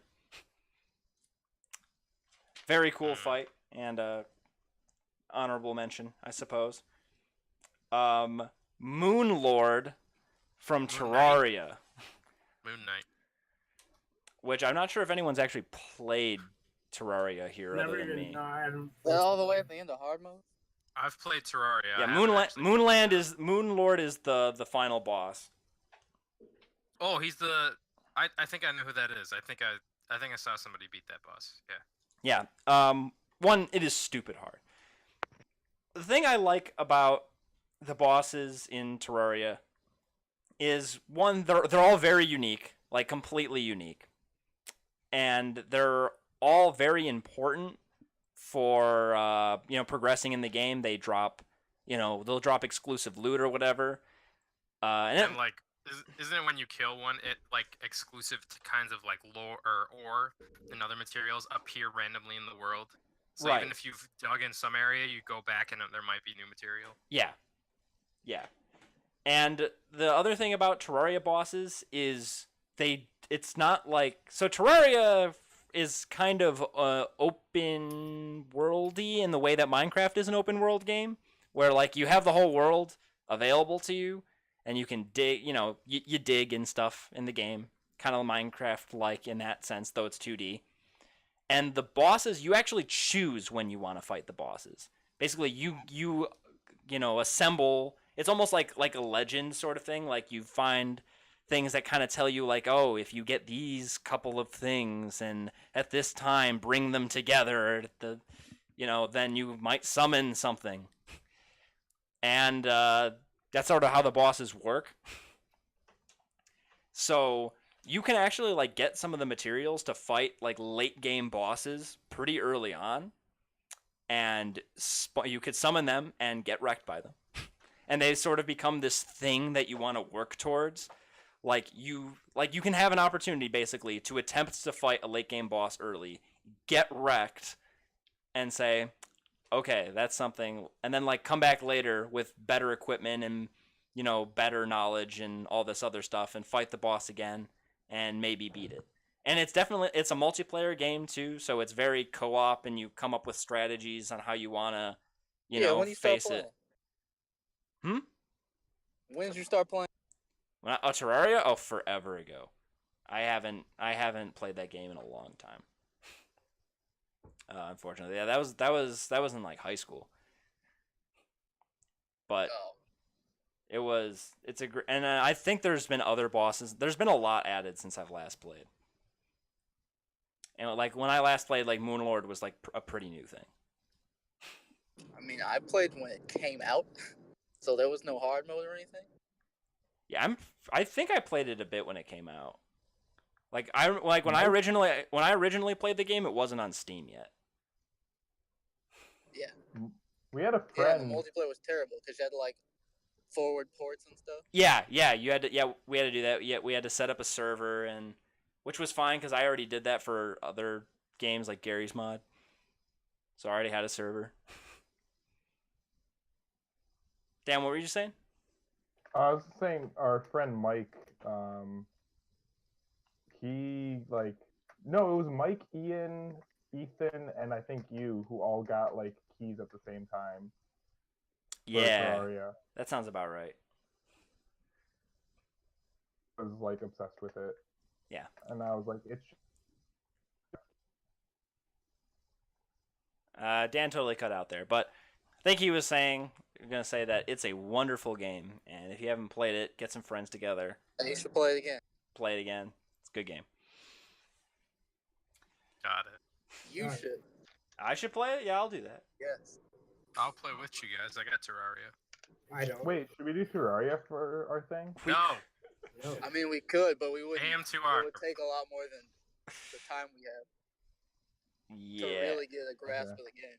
Yeah, Okay. AM2R has an ending that you can do in like a day if you just played it. Terraria would take forever. Yeah, it's Okay. right. It's long. Which is a spoiler for our segment that we're going to talk about later. Ah, whatever. Well, We'll No, get I brought there. it up. My bad. All right. So, and then real quick, I'm gonna talk about some crappy bosses. I also, by the way, had Master Hand on my list of bosses, but thanks, Dan. You said all I needed, all I was gonna say about that, basically. So, bosses that are not great. Fata Manta from Super Mario Sunshine, which is Which the, one was Super that? Mario game. Oh, Who is that? the giant Oh, I know what you're two-dimensional talking manta about. ray. yeah. The shadow that you have to What? fight on the beach. Yeah, I've seen Jump in that. your Oh yeah, it's pretty bad. It's a terrible fight. So that's the one That's a boss that reference everyone to a hates. Stephen Yeah, King it's novel. it's a pretty infamous fight. It's not an unpopular opinion, but like when we saw when Dan was talking about bad bosses, because I actually hadn't written any bad bosses down. When he said that bad bosses, that came immediately to mind. Is Fata Manta. It's basically it's this giant shadow manta ray thing that leaves slime behind itself, like a lot of things do in Sunshine. But this slime is one, it electrocutes you, which is something that most of them don't do. And when you get electrocuted, you get stunned and stuff. And that slime has some problems, like you'll spray off an area and you think it's clean, but there's like a 1 pixel speck, and then you touch it and you get electrocuted. And like the Yeah. whole boss is just really frustrating. As you spray the manta, it breaks into smaller and smaller mantas, but those smaller and smaller mantas get harder and harder to find. The map's pretty enormous. Like it's basically the whole overworld for that area, which like it's not super huge, but like it's enough. Like there's buildings and obstacles and stuff, so like once you're like down to the last couple, it can be kind of hard to find them. And then you're just kind of like running around attempting not to get electrocuted by the slime and just looking for these stupid little manta things. Oh, and you're on a time limit. So yeah. Yeah, I'm going to say, like, I don't like time limits in boss fights. No. typically. Yeah. Or in final boss fights. I don't know. Like, maybe there's some good, like, mid-game bosses that you could put time limits for. I don't Yeah. like time limits in general, honestly. Yeah, like I mean, some boss fights are like time limited by their nature, I guess. But I think time limits are really good for collectathons, like, to collect certain things. But that's like a... yeah, sometimes. I mean, it's not like every collectible should have a time limit. I'm just saying, like, collectathons that have a collectible with a time limit. I like those in collectathons when they are like you hit a button and then some coins appear and you have a time limit to get all those things. Like as Yeah. part of a Oh, level. okay. Now levels that are centered around Or- a time limit, like the purple coin levels in Galaxy, I don't like those. That's what I thought you were talking about. Oh, I was talking about, like when you, like, talk to an NPC and he's like, hey, I have a race, like, or, like, I have this record on a course, and Like if you... Koopa the Quick. Oh, Koopa the Quick. Yeah. Like that's what I was thinking. Just like you said that I don't like time limits in general. I was just trying to play devil's advocate and bring up a time where I think time limits are good. Fair enough. Yep. And then I also had written down the casino. I don't remember the name, but like there's like a casino-y type boss, kind of like what Ron was talking about. It's in Super Mario Sunshine. It's just a whole bunch of random luck. It's boring. You basically have to like hit little spinning things that are random and Isn't it just King Boo? Yeah, Yeah. get them to line up, and then he spits out some fruits, and you have to hope that he gives you a pepper because that's the only thing he's weak to. And the fight is super easy, and it's just a lot of waiting around. Terrible fight. Cool. And the last one I have written down on bad boss fights are the Blight Ganons in Okay, I was going in to Breath of the Wild. Breath of the Wild too, but yeah, this is fine. I was gonna bring up some too. Yeah, so I just brought up the Blight Ganons because in the 4 dungeons, they all have a boss with something Blight Ganon, and they're not basically memorable. all the same boss, Yeah, they're all and the they're same. not very interesting, and They look cool the first time. they and do. 5 seconds Yeah. later, you're done. Yeah. Especially with the Master Like Sword. they all have like an elemental gimmick, and that's the only thing that really sets them apart. In particular, I think Water Blight Ganon's the only one that's like legitimately unique. The rest of them just aren't.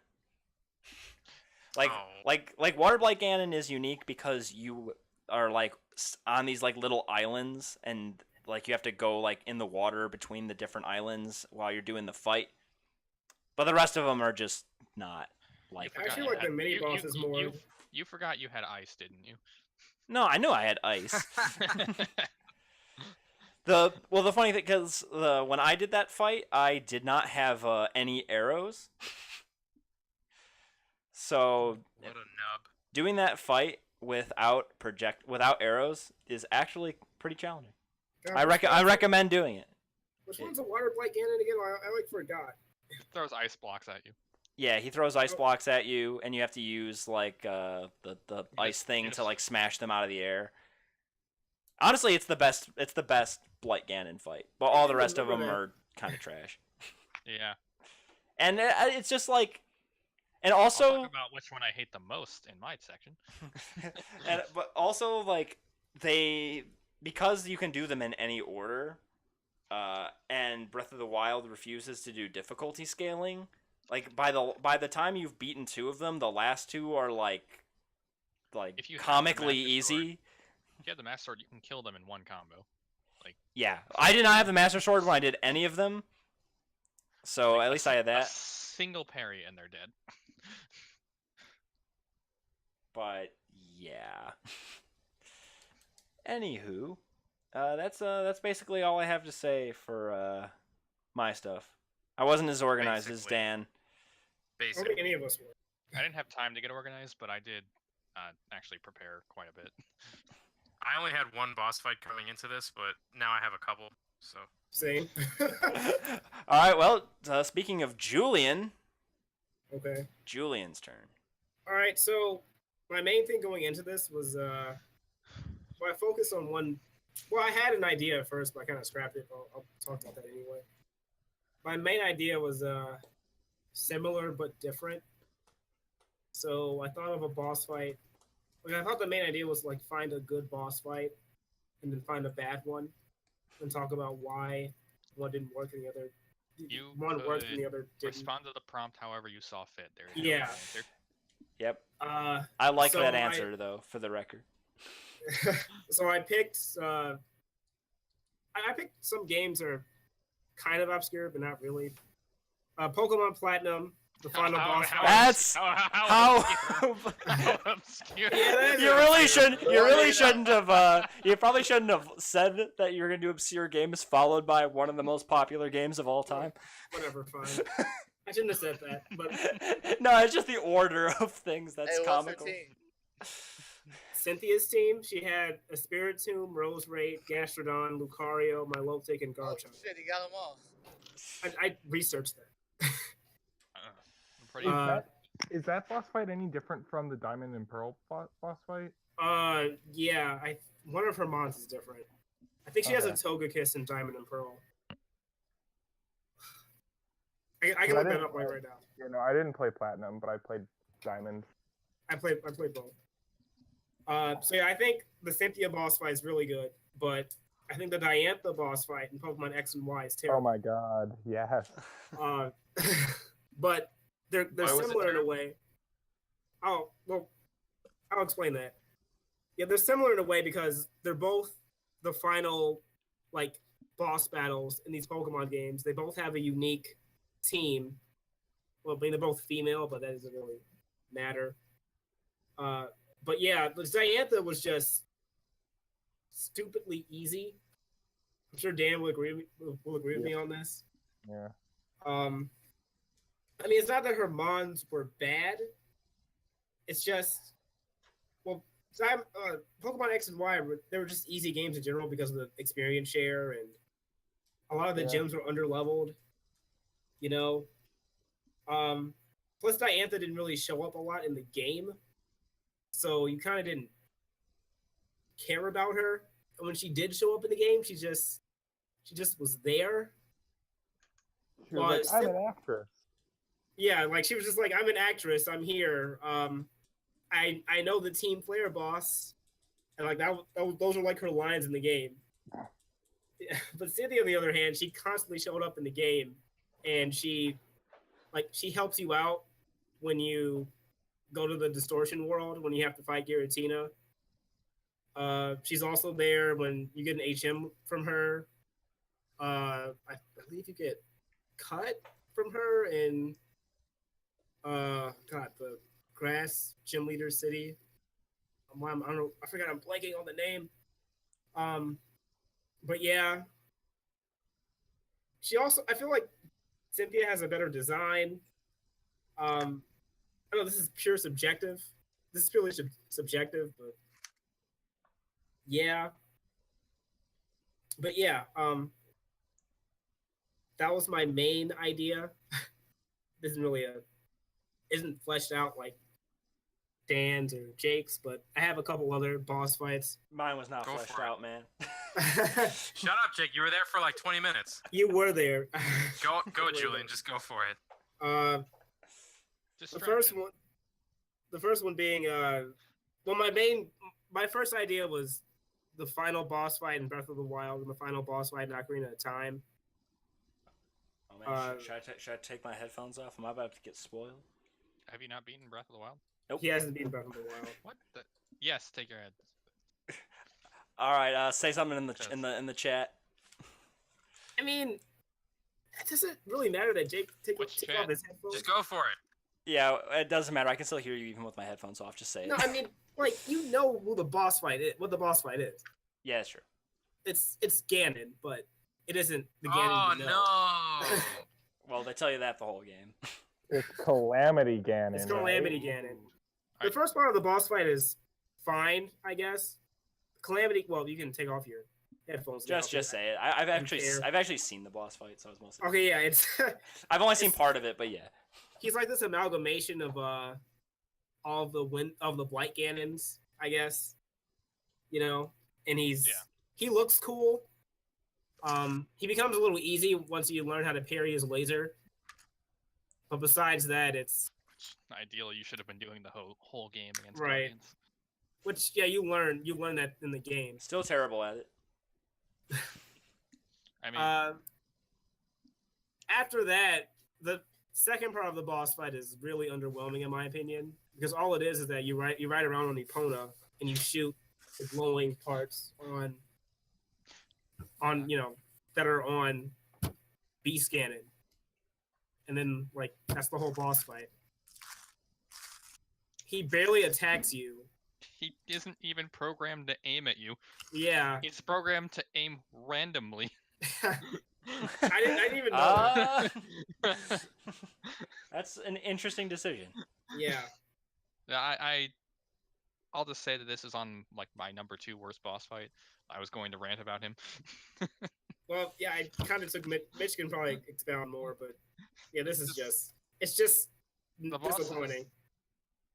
basically, the bosses were all poorly designed except for the first phase of Ganon. Yeah. But if you fight all the other 4 and awaken the beast, that Ganon becomes trivial because he has a fourth of his health. Yep. So you're not fighting him long enough to, actually do anything other than brute force through it. So none of the fights in that game are good. Which is disappointing because the area leading up to Ganon is really cool. Hyrule Castle Town. And if you do the whole fight with the first phase Ganon, it's actually a good fight. Yeah, I never did the whole fight. I just because I had I did all the other bosses. All the Guardians, yeah. Yeah. Yeah, I heard it really is a different experience. Because if you don't fight the Guardians, you have to go through a boss rush of all 4 of them and then fight him at full health. I didn't know that. Yeah. Yeah. Oh. You basically have to fight all the blights anyway. Like no matter what. People beat the game like immediately. What interesting. The speedrunning strat for the teleporting guy is to actually just tank the hit and then hit him because it's almost impossible to parry. So it's too difficult for speedrunners to do. Yeah, because there's no methodology to it. It's just pretty much random. He teleports around a random amount of times and just whacks you. Oh, I fought that dude. That was so frustrating. That was because I got through like the first 2 big temples in Breath of the Wild. And I remember the teleporting dude was just like, it took me an embarrassing amount of time to beat that. You gotta pick up the thing and put it in the air, and then he strikes himself with lightning. Like, who thinks that yeah, took The one on the wait, is that on the bird? the elephant? The elephant. Then I don't remember it. I know we got yeah. The bird's the one that has like tornadoes thrown at you, and Yeah. you kind of fly up, and it's really weird. Yeah, that's right. That's the easiest fight in the game. Yeah. That's right. Yeah, I remember that one was a one trier. The fire one, you just throw bombs at him and he eats King Dodongo. Yeah, it's King Dodongo. Man, the Blight Ganons suck. I like Okay, barely that's- remember them. I mean, that game has so much going for it. Like, you can forgive it, but like, It's Yeah. just the boss fight. Yeah, honestly, yeah. It's damn. it's probably the best Zelda game ever made, except for the boss fights and the dungeons. Yeah. But you also I have like- there's also 120 mini dungeons, so it gets partial pass on that one. Yeah, but some of them are just I mean, so trivial. like- It's Over 20 of those are combat challenges, which are stupid. This isn't a Breath of the Wild review. This is not a Breath of the Wild review. yeah, I guess we talked enough about Breath of the Wild. I did bring up Ocarina of Time, but I actually liked the Ocarina of Time boss fight. What boss fight were you gonna bring up in Ocarina of Time? Out of curiosity. The final boss fight. The final boss fight in Ocarina of Time. Yeah. Really? Yeah. Are you meaning both of them or just one, or just the Both of them. final? Okay, Both of them. both the fights. Oh. So I when don't you know, were playing ping pong, and then the one where you were actually fighting Ganon. Yeah. Yeah. Got it. Man, that's a classic. Maybe it's because I don't mind Navi, and I like Beast Ganon's design, but it felt epic. You guys were talking about like you guys are bringing up epic boss fights. Yeah. You know, it felt like everything led up to that. Plus, Yeah. you saw Ganon in the game, unlike Breath of the Wild. Yeah, he's in the whole game. Yeah, You mean unlike Twilight? Unlike Twilight Princess. unlike Twilight. Well, I haven't beaten Twilight Princess. Yeah. In Breath of the Wild, you look in one direction, you'll see them. Fair enough. And you'll Yeah. start getting laser pointers pointing right at them, and you can't get those out of the screen. Yeah, they've actually been fighting Ganon for 100 years in Breath of the Wild, so they kind of amp him up.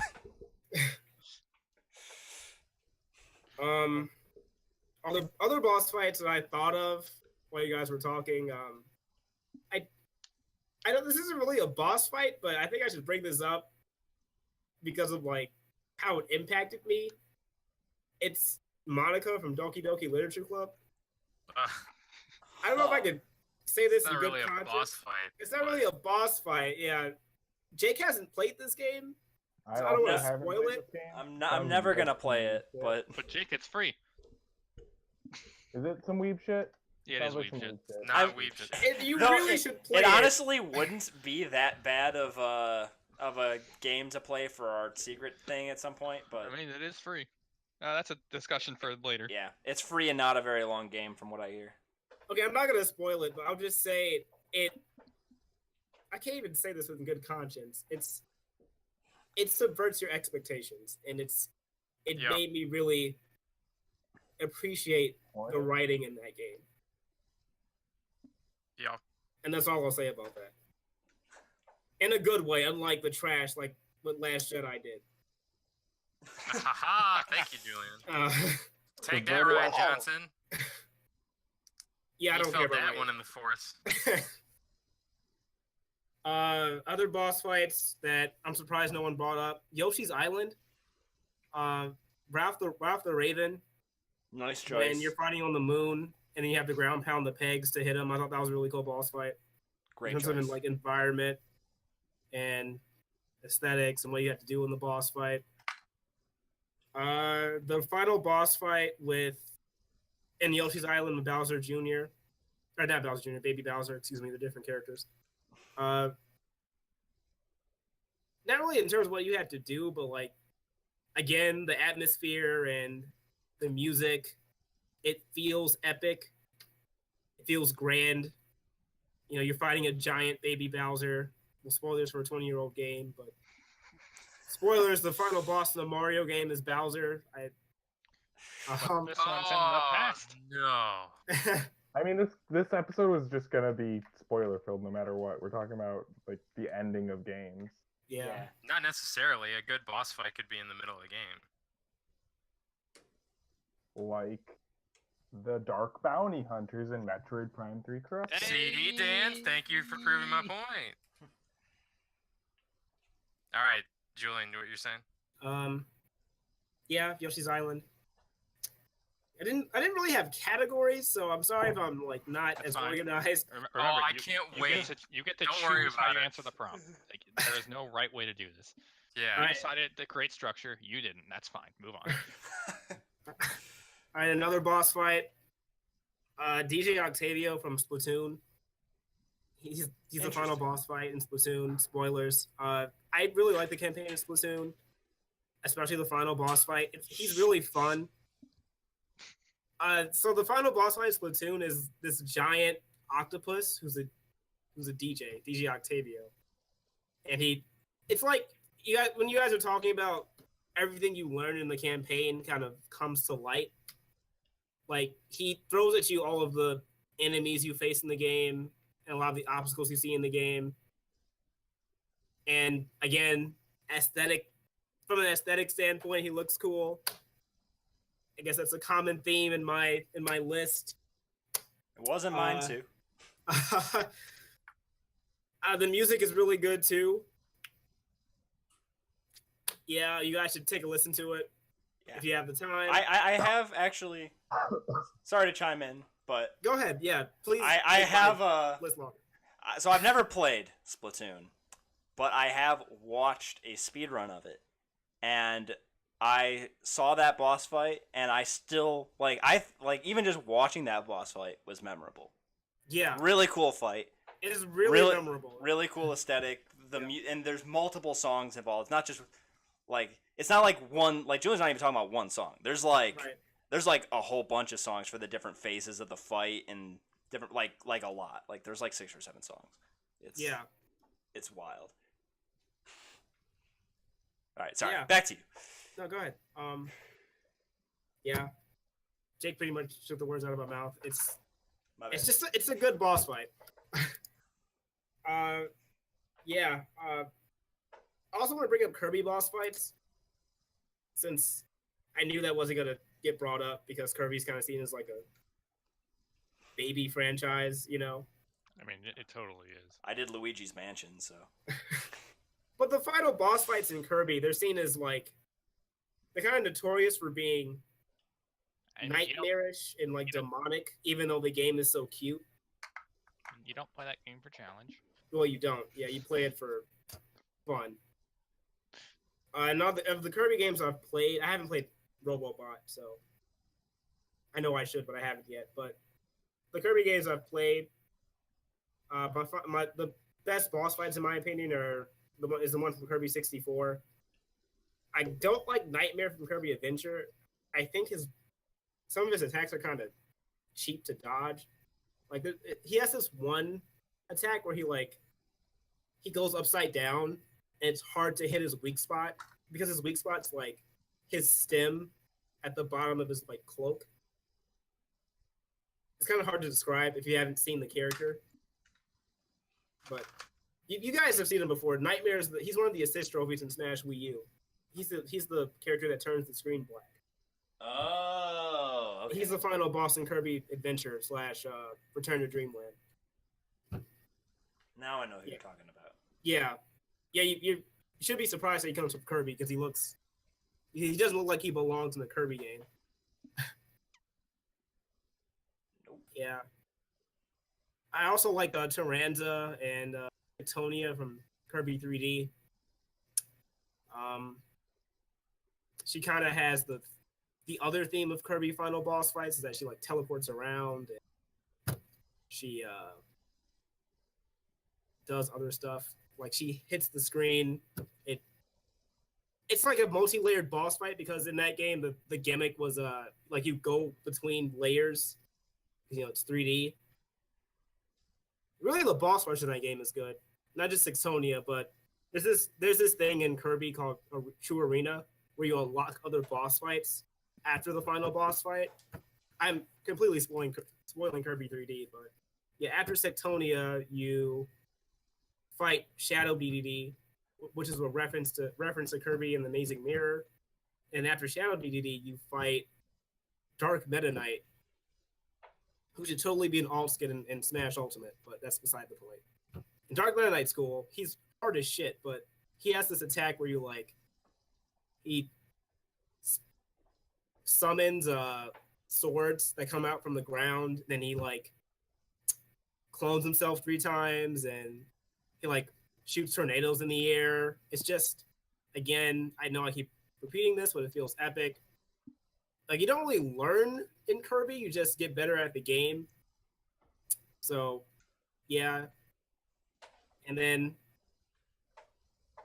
after Dark Meta Knight, you fight True Sectonia, which is she combines with this thing called the Dreamstalk, and then she becomes this giant bee creature. Oh, Sectonia is a bee, by the way. And then she becomes this giant bee creature that she have to fight. Bees. But yeah, that pretty much ends my list. I could talk about Metroid Prime 2. 2 or Prime 1? The first one. I haven't played Metroid Prime, but What? Okay, I'm really curious as to what you have to say about that. I think the final boss fight in Metroid Prime is good. Yeah, it's fun. Yeah, it's fun. Yeah. I'm trying to think of I was go ahead. What was your question? Oh, I was just curious as to what you had to say about Metroid Prime because I'm It's a great actually game. it's one of my favorites.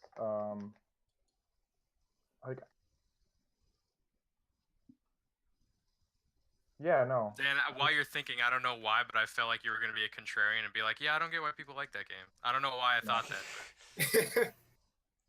No, it's a really cool game. I just was wondering what specifically you liked about the bosses because I like the exploration and I like other aspects of it, but I don't really remember the boss. I remember. Well, I think the most memorable ones are the Omega Pirate, Metroid Prime, and Meta Ridley. I'm not the biggest fan of the giant ice creature. I was going to say Thardus was alright. He's okay.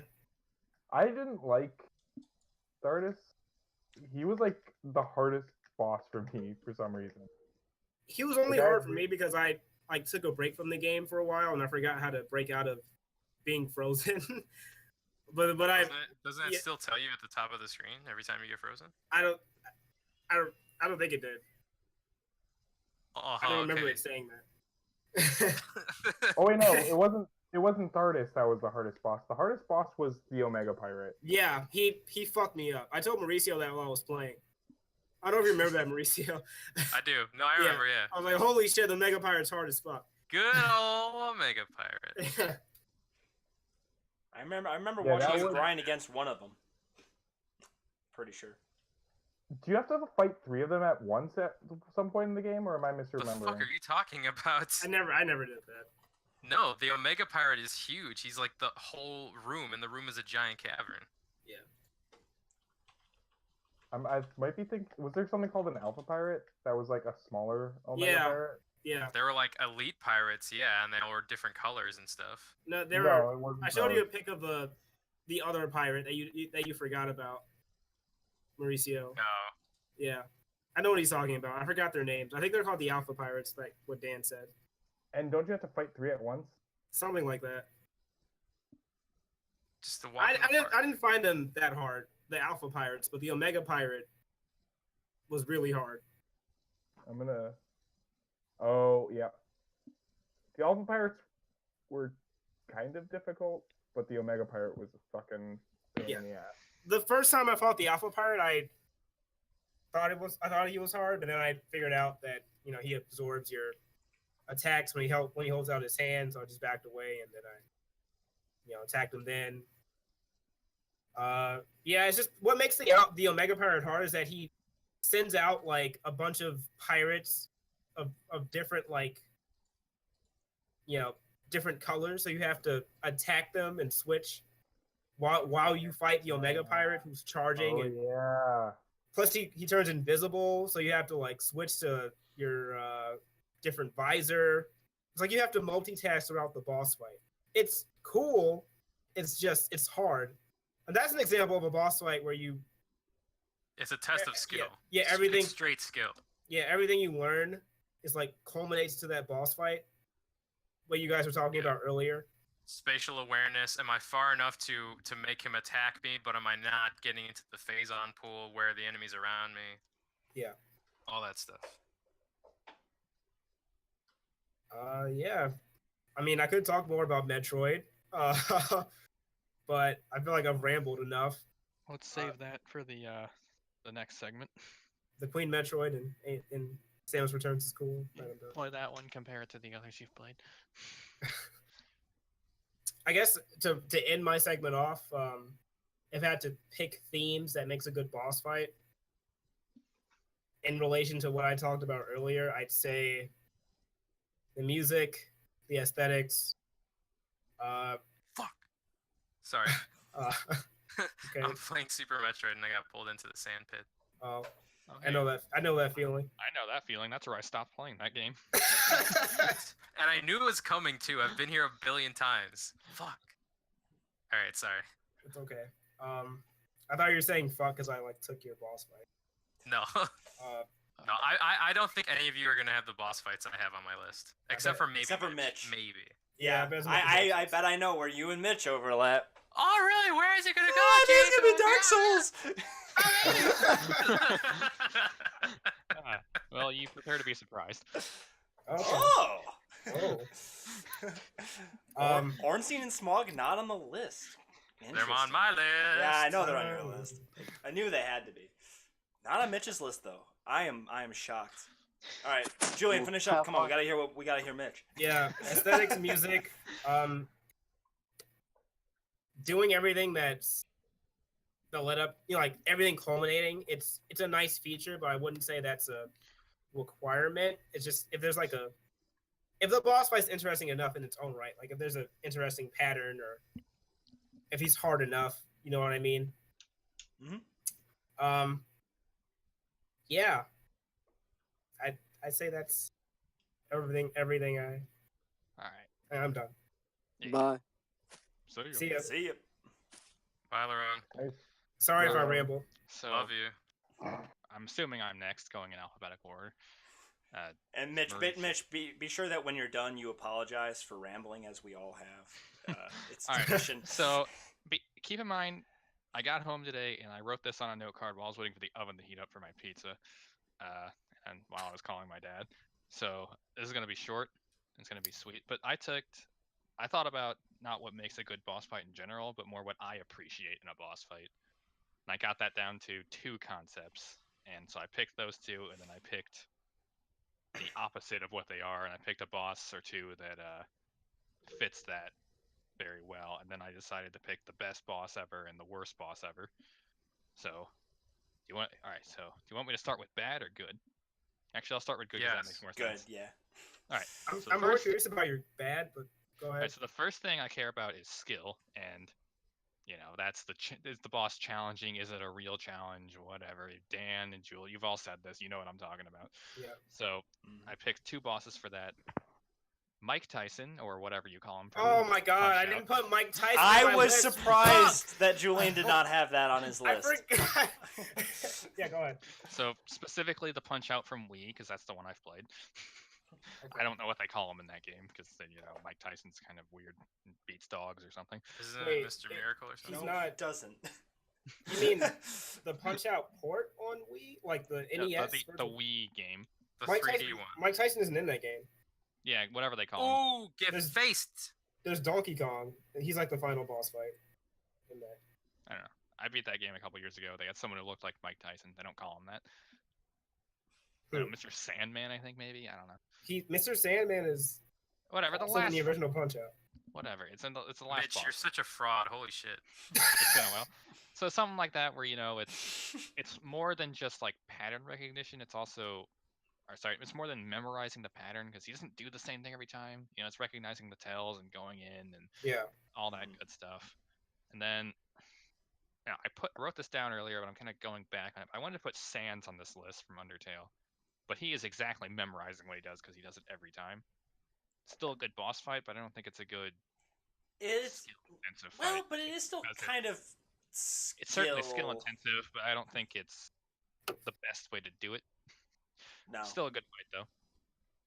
Right, and then on the flip side of that, I have nonsensical bullshit category.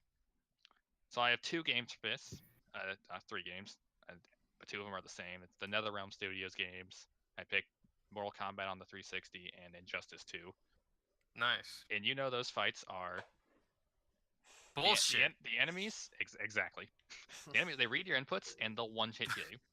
Both Shao Kahn fights in Mortal Kombat are Shao Kahn, he total throws his bull. hammer at you, goes right through your block, teleports across screen, punches you in the face, you're dead. Yeah. Brainiac, same thing. Like, you're biting him, you're fighting him, he raises his arm, giant tentacle that reaches halfway across the screen, comes up, smashes you in the ceiling, you're halfway dead, but he can combo that into another giant tentacle that comes from the ceiling. You're dead.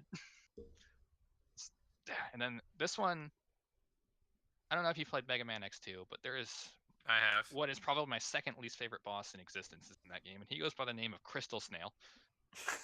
Crystal Snail. Hold on, I I'm trying know to remember this that boss.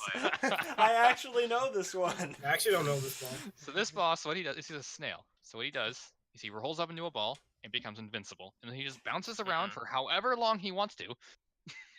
He'll just keep So- bouncing. You don't have to dodge him. You just stand in the corner. He'll miss. I'll throw He just bounces around. He's just completely invincible.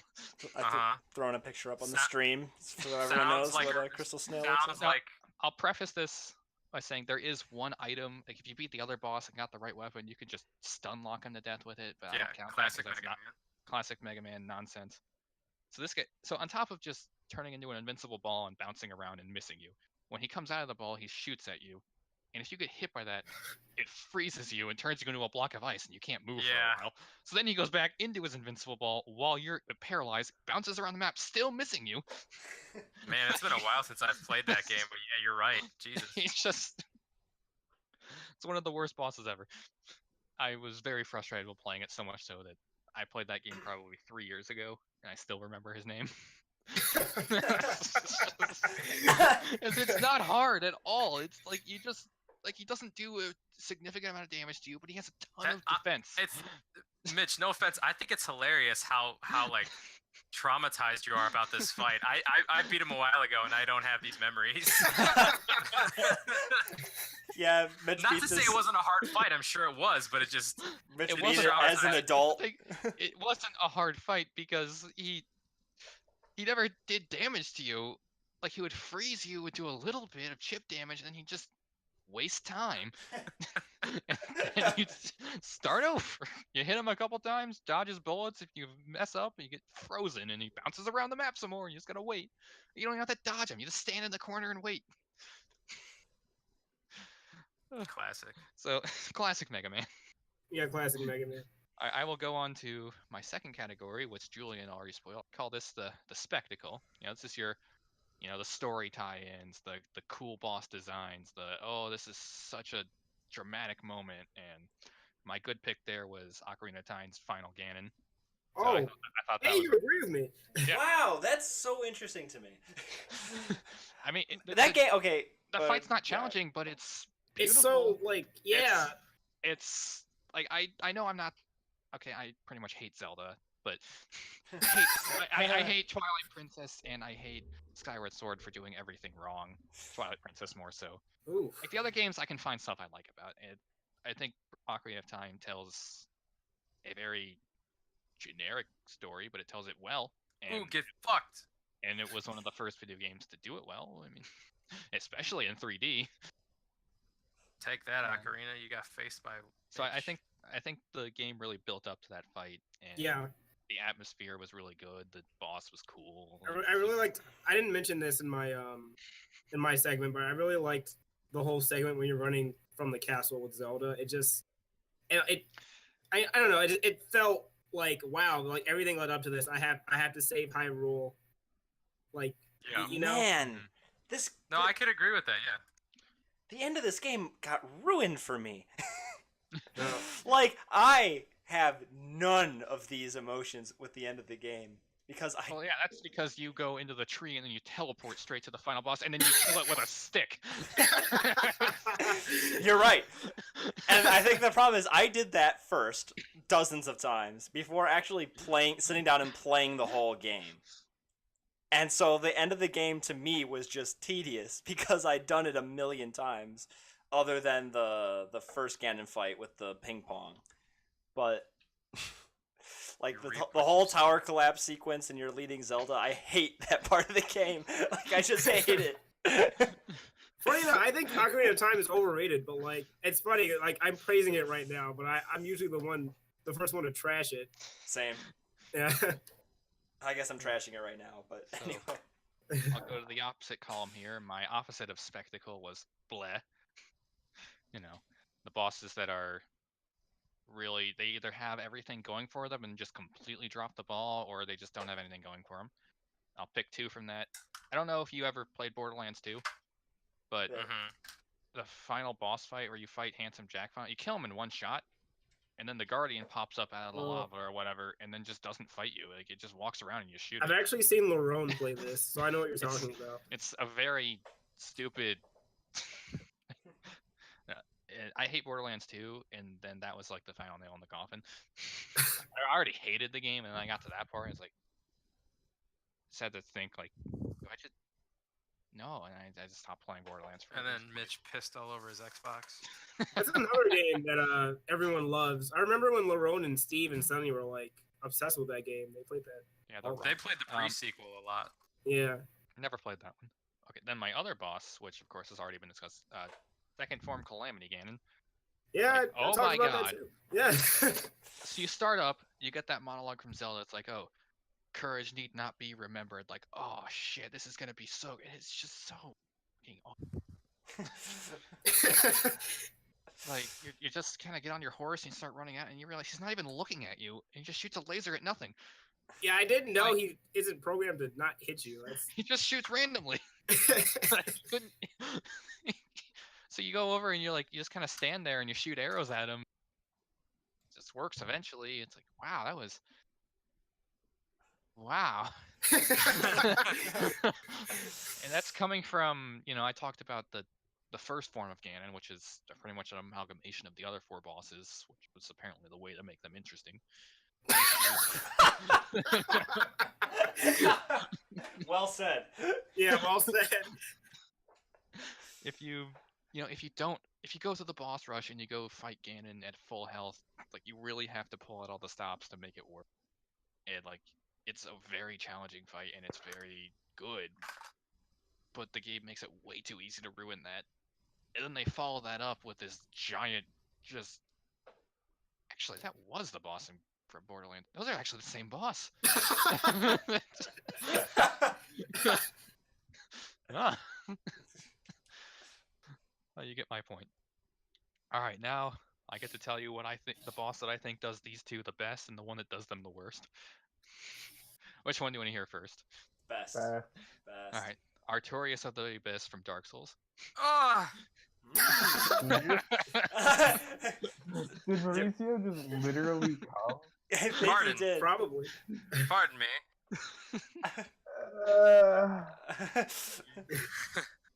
This boss is epic. It takes a lot of skill to do. It has like, it has the whole there's a way you're supposed to fight it, and then there's the way you're really supposed to fight it if you're smart enough to figure it out. Like he has Yeah. this transformation Ooh. he does where he like powers up and then he becomes like almost untouchable and you just have to spend this whole time dodging until he runs out of it and then he gets weak and you can whack him.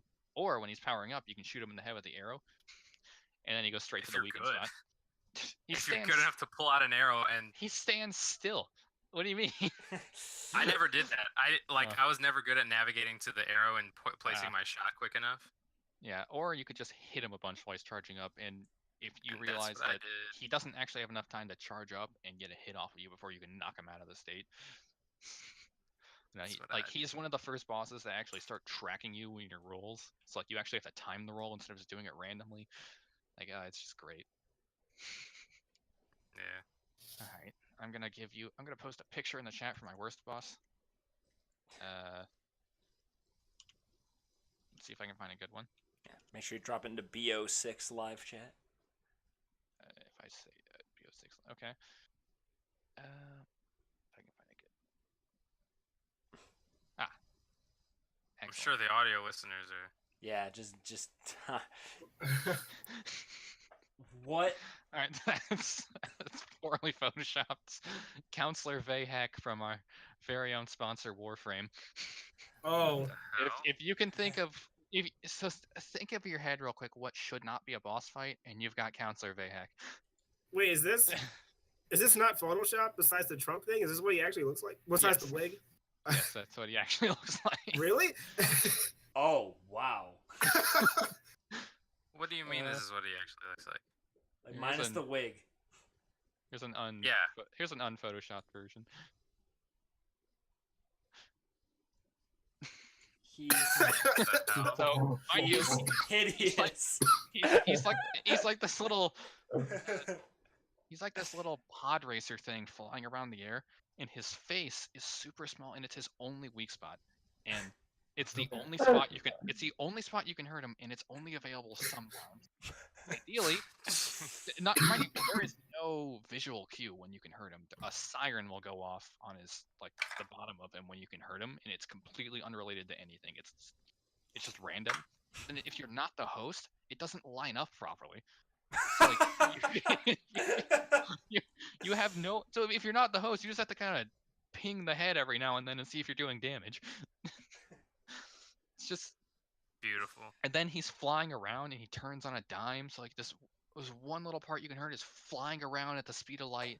So you can never really aim on it. The only time he sits still and does something that will let you shoot him is when he shocks you with his Dorito fingers, which is slang for lightning because it's orange, and it makes your screen go all blurry, so you can't even aim right.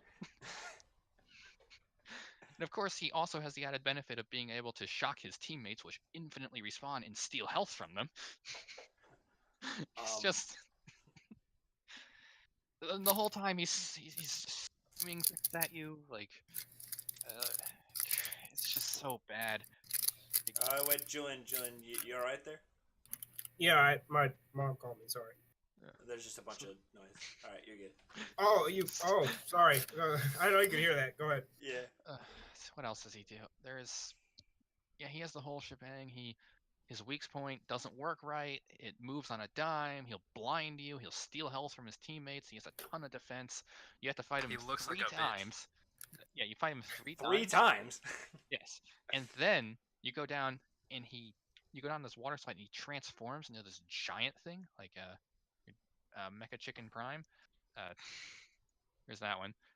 This half of the fight's actually fine because he's just a big bullet sponge. You just shoot him until he dies. Why does that one next to him look like Lego? It is Lego. It is a Lego. This picture just had Legos on it. I don't know. Because they're our sponsor. So yeah, if you ever want to fight bad bosses, pick up Warframe. Oh, that's another thing. He is the first boss in the game, except he's not. You spawn on Earth. That's where you start, and you're supposed to go around the solar system. And he is the Earth boss, but you're not supposed to fight him until way later. But that doesn't stop you from being able to. Interesting. So, like, you're supposed to go down to Mercury and fight Captain Vor, and like go up around and fight Sargus Rock and all these other people who are not terribly great bosses, but not terribly bad. But this is the easiest, most easily accessible boss in the game. It's just, if they could have made a bad decision, It's okay. they made that bad decision. I hate this man very much because you had to farm him for quite a long time to get Hydroid, who was one of the worst frames in the game. Remember when Mary, sorry to call out Mary. Remember when Mary said that she saw Coney and like she was like, wow, he looks like a guy I would punch in the face. That's what I feel about like the boss fight, the boss that Mitch just put in the chat. He is great for memes, as you can probably tell. One of his best lines is when he calls you a meaty what? a meaty metal maggot. Meaty metal maggot. There was also the the time where this voice actor recorded the line, "Look, brothers, tits." That was a good one. The voice actor did that for fun, like for the memes, or like that's For the something memes, his character says. While the boss fight is awful, this character is like everywhere in the game. And he's constantly yelling at you. Whenever there's a new quest, he's in there yelling something at you. Let me just see if I can get some random voice lines. You can play those on the chat. Yeah. All quotes 2016. This won't be all of them. Oh my god, it starts out so great. It starts out so amazing. All right, I will play. We'll see. You.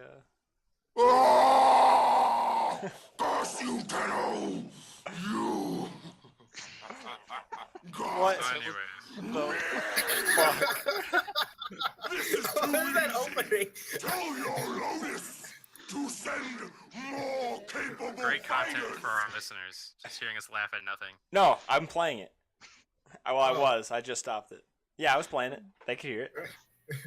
You get like 30 seconds through that, and yeah, I think that's enough. Yeah, I played 20 seconds. That's good. The video is 16 minutes long. He has a lot of quotes. Wow. Anyways, that's my piece. Good piece, good I piece. hope- Good I hope piece. you ne- Well done.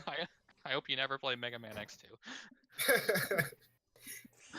Funny enough, I hear X2 is like the best in the X. I series. watch Mitch Who play that told you whole that? game and be mad the whole time. I've never seen a some- man just like beat a whole video game and just be so upset about it. Really? I mean, Some call me Johnny. he The rest of the game was fine. It was just Crystal Snail. Oh, and then they do this thing in every Mega Man X where you get to the final boss rush and they like have these levels in between, and they put these like mini bosses in. You can just tell they gave up. Like it's just like there's just like this blob. And it's just like I don't. You clearly didn't think anyone would get this far. Because it's the kind of game, you lose all your lives, you have to start over, right? Ugh. Yeah, I hear X2 is the best and X6 is like garbage or something. I've never heard anyone say X2 was the best. That's crazy. I don't think Other- I've ever heard anyone say that either. Well, okay.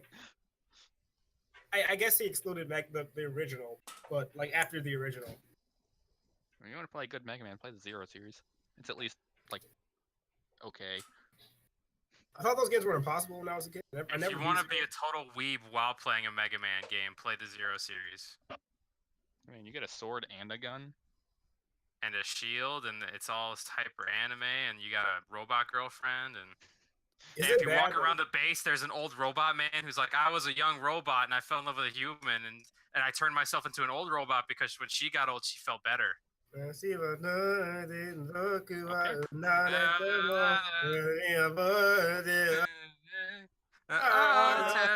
Well, speaking of which, Mauricio, That's why Casher. don't you start throwing out some bosses? So I'm gonna be a simple man, not gonna go on forever.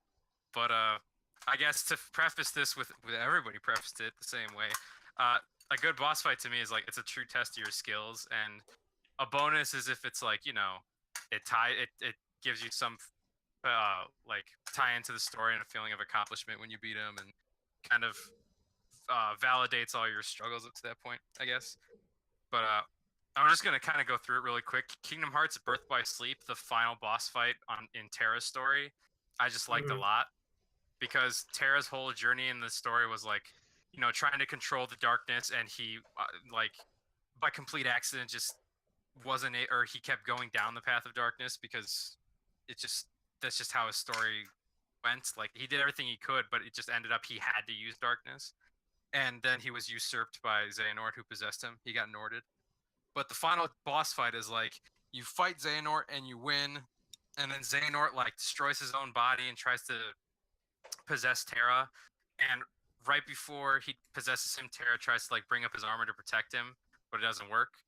And then so Xehanort, or what was his Terranort, walks away, or is trying to walk away, and they're on like a plateau, and then just chains come up from all around the plateau and just shoot up and enclose the area, and then Terra's possessed body turns around and he sees his armor with his keyblade in the ground, like ready to fight him. Lingering will. Lingering will. It's just such an iconic scene, and it's just so cool, that whole moment. And this is like validating your struggles. Like, yeah, Terra lost, but his will, like he lost physically because his body, he just wasn't fast enough. But his convictions and his will were so strong that they're fighting on even without, his own body. So I just thought that was such a cool scene. The final boss for Wolfenstein: The New Order. I haven't beaten Wolfenstein 2 yet, but the final boss for Wolfenstein: The New Order is awesome. Yeah, I remember that one. Yeah, General Death's Head, because he's just so evil the whole game. You're given every reason to hate this guy, and then you finally fight him, and it's like, again, it's a true test of your skills. You have to be aware of the space around you, because as the fight progresses, there's more fire and there's less places to run to, and you can't see, and you get hurt by the fire, and he's shooting at you, so it's really just a test of your skill. And when you finally beat him, BJ Blazkowicz, he has this monologue, and the voice actor is just he has this amazing voice, and he starts reciting a part from the poem The New Colossus, where he's talking about the Statue of Liberty, and he's like, "Bring to me your weak and starved." They called her Mother of Exiles. Just just the way he recited that part of the poem was awesome. And I guess going to the Dark Souls, Ornstein and Smo, the Soul of Cinder and Fume Knight. I liked all those fights a lot. Just because Fume Knight, they're all tests of skills. Soul of Cinder was the easiest of the bunch, but like Fume Knight took me the longest out of any Souls boss, because I'm not the best at making builds. I just kind of play the game and I don't think too critically. So certain bosses are way harder That's for me. the one in Dark Souls 2, right? Yeah, that was the DL. Only optional boss. No, there's a bunch of optional bosses. The only optional bonfire. Yes. I may just maybe? be talking out of my ass. He's that at was the the end. one that was like he's like on fire, and like if you get close to him, it burns you, and he's completely broken. Like he'll like dodge and throw you into the wall, and you'll just get stuck. And that's bad hitboxes. That is not Fume Knight. That is no idea who you're talking about, but that's not Fume Knight. Okay. Fume Knight's the one at the bottom of the tower, and you have to kill like the fire maidens or whatever around the igloo, because if one of them is left alive, then he gets healed. So anyways, Fume Knight, he was super hard, and it's like there's 4 beings outside of the boss arena. If you don't collect enough special items that are used to kill specifically those characters, then if he gets near one of them in the boss fight, he gets healed. So all your progress goes away. He has a shit ton of health. He hits you for he can like one-shot you, no problem, literally in any state. And it was just the hardest boss fight for me, to the point where my character, the easiest way for me to beat him was I took off all of my armor except for putting on a specific helmet that skips his first phase and goes directly into his second phase. So he only had one sword that was slow. If it would one-shot me with or without armor, so I just took off my armor so I was faster. And I finally beat him, So that was like that was just one of the most gratifying boss fights in all of Souls history. That was awesome. And his story, just like when you learn afterwards, like who he was so good. And then Ornstein Smo, just because it was like all right, you've made it this far in Dark Souls 1, the rest of the game you could for sure do, because this was like the hardest multi-opponent fight in the whole That's game where the up to men that were separated point. from the boys. Yeah, it really, if it's like You beat it's that like you fight, can't- the rest of the game is now trivial. yeah, really. I mean, to a point. Like, Four Kings can get beat pretty hard if you're not If you don't chase them down and kill them, yeah. or if you just can't out DPS them. So honestly, that's Yeah, really. but bad Ornstein boss Smo was fight. like that first true test of Souls to me in my whole experience. It was like, They these guys are really hard. There's two enemies. They play vastly different. You're gonna get rocked if you don't pay attention to either of them. They supplement their attacks together so that they're like always Yeah. covering themselves. So you have to kite them so you can bait one out and make the other one ruin his timing so you can get in and hit him. Yeah. And Yep. it's just so great. Yeah. So that's why Ornstein and Smo are on there. And then Soul of Cinder is there because in Dark Souls 3, the whole storyline is like the Soul of Cinder is everybody who's lit the bonfire before you. They kind of all their beings coalesced into this one thing called the Soul of Cinder. And so as you fight him, he goes through different types of play styles to represent every possible player that would have, gotten there. So at first he plays with just melee attacks with his sword, then he goes into magic, then miracles, then pyromancy, and once you beat those four, his life bar comes like he's on the ground like, tired, and he's got a sword in the ground like holding himself up. And the health bar like is still there, it's empty, but it's not going away, and then he just like explodes with fire everywhere, and he jumps back up and he starts to fight like the final boss in Dark Souls 1, and the music of Gwen plays in the background, but it's like a more somber, very like sad version of it. The prepare to cry version. Oh yeah, it's Prepare to Cry edition for sure. But it's just like if you're a Souls fan and you played the games, it was like, I don't know, it felt like a nice. I can't fight with these tears in my eyes. Yeah, it was a nice bit of fan service, just because it's like, hey, you played the first game, you know who Gwen is. There you go. And it was cool because like for the sense of story, it was like the Soul of Cinder has used every fighting style he could think of to try and beat you. So he has to resort to the very first fighting style, which was Gwyn, because he was the first person to sacrifice himself to the flame. It was just a cool moment if you were a Souls fan. Then in Doom, the Cyber Demon was cool, just because, again, most of my fights are all about test of skill. Like either you knew the game and this was going to be relatively challenging, or you didn't and you were going to get rocked. And the Cyber Demon in Doom was like, do you know how to jump and shoot at the same time? Can you run around fast enough? Can you manage your ammunition? That's basically what it was. And you had to kill him twice, and that was just really fun. Monster Hunter 4, Shigaru Magala, because it was a really cinematic fight. It's like everything has led up to this moment, killing this Elder Dragon, and you get there, and it's a rock floating in the middle of a giant storm, and it's this gold dragon in this really dark like storm. That and then sounds awesome. you're walking up with just you can't, nobody else is with you unless you're playing with friends, but he's like here waiting for you, and you're walking in, and it does like a samurai film thing where it shows you through tall grass, and you're like walking up on him with your weapon drawn, and the dragon's roaring at you. And that whole fight was like, there's a couple rocks that you can jump off of to do more damage, but once they're destroyed, that's it. And it's just, can you tell his body language and what attack he's gonna do? Do you remember how you fought him before when he was in his lesser form? Again, it was just a test of skill, and it was really cinematic, and it was cool, and it like felt gratifying beating him. I guess after this, it's not really a test of skill. It was more just like ones that stood out to me in honorable mentions. Has anybody played Ratchet and Clank Up Your Arsenal, the third one for the PS2? I'm sure Lerone has. No, but that's a great title. Well, it's awesome. Yeah, all of their titles are innuendos for like nudity or sex.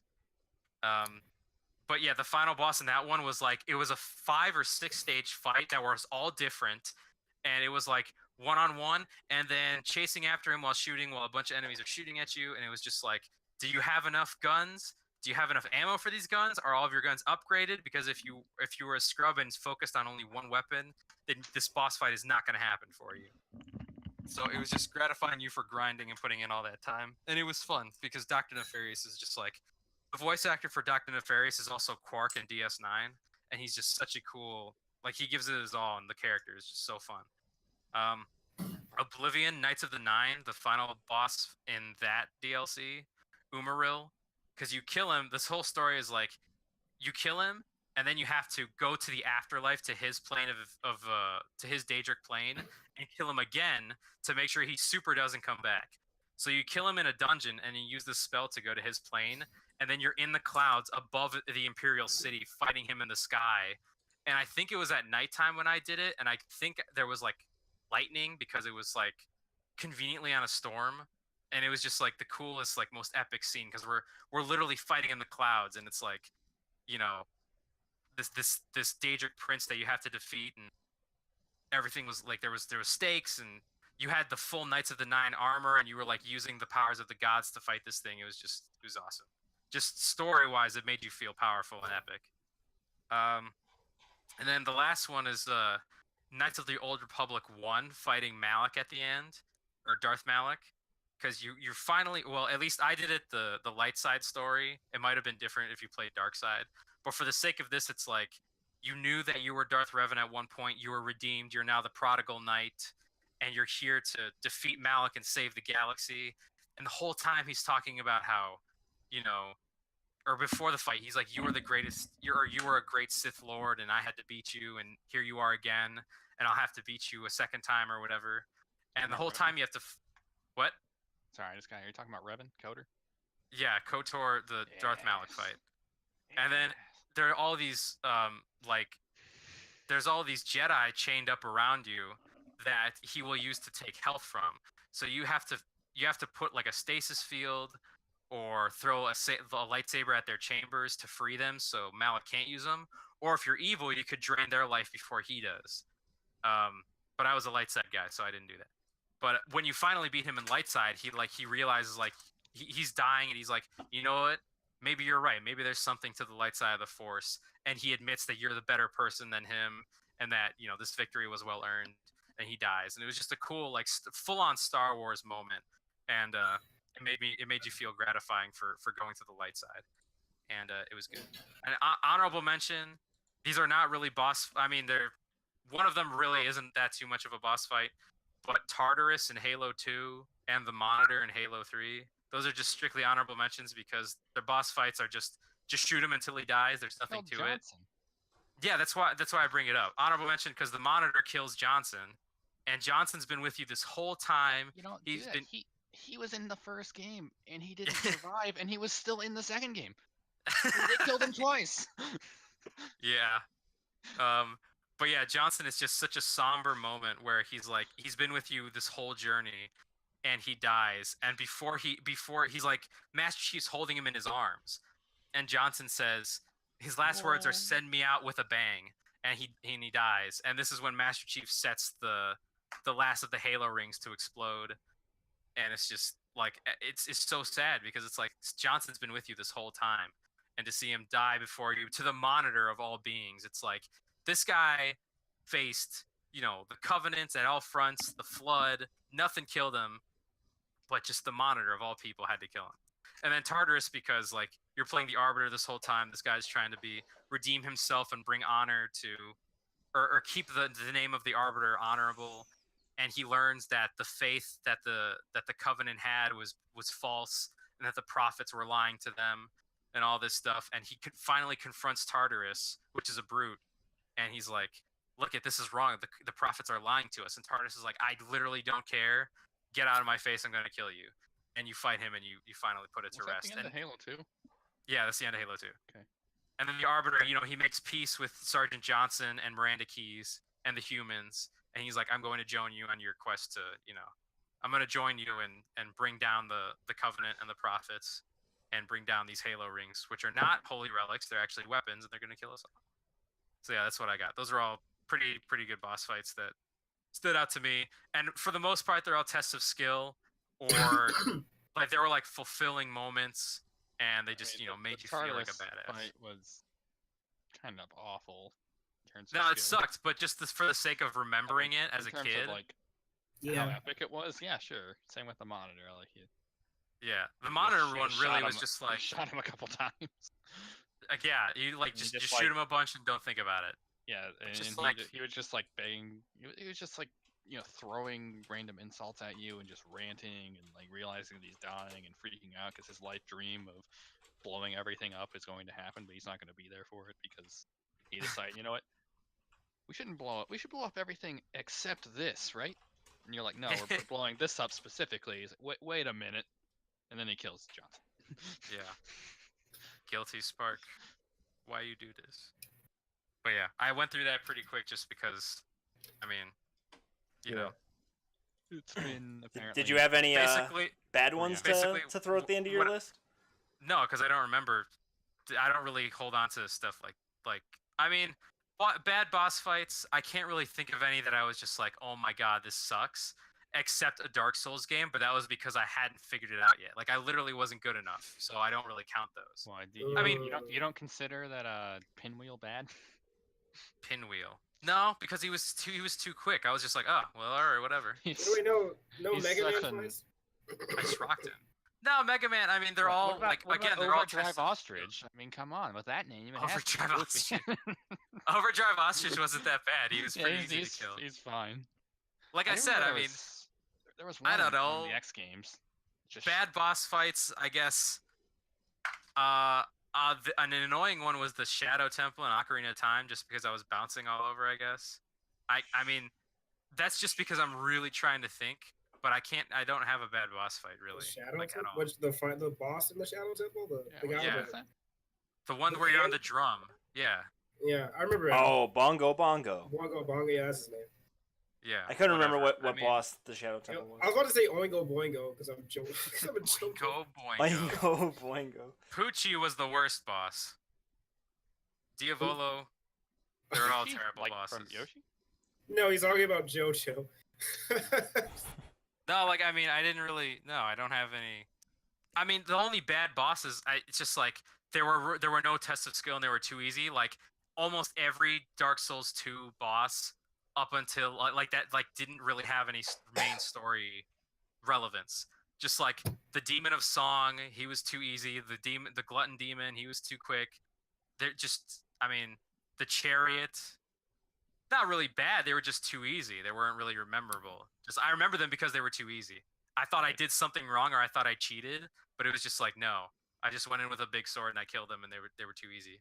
I just looked up the Bongo Bongo boss fight. I didn't realize that I had ever fought him when I played that game. Like there are hands in all Zelda games, so you think I'd remember that one? Oh,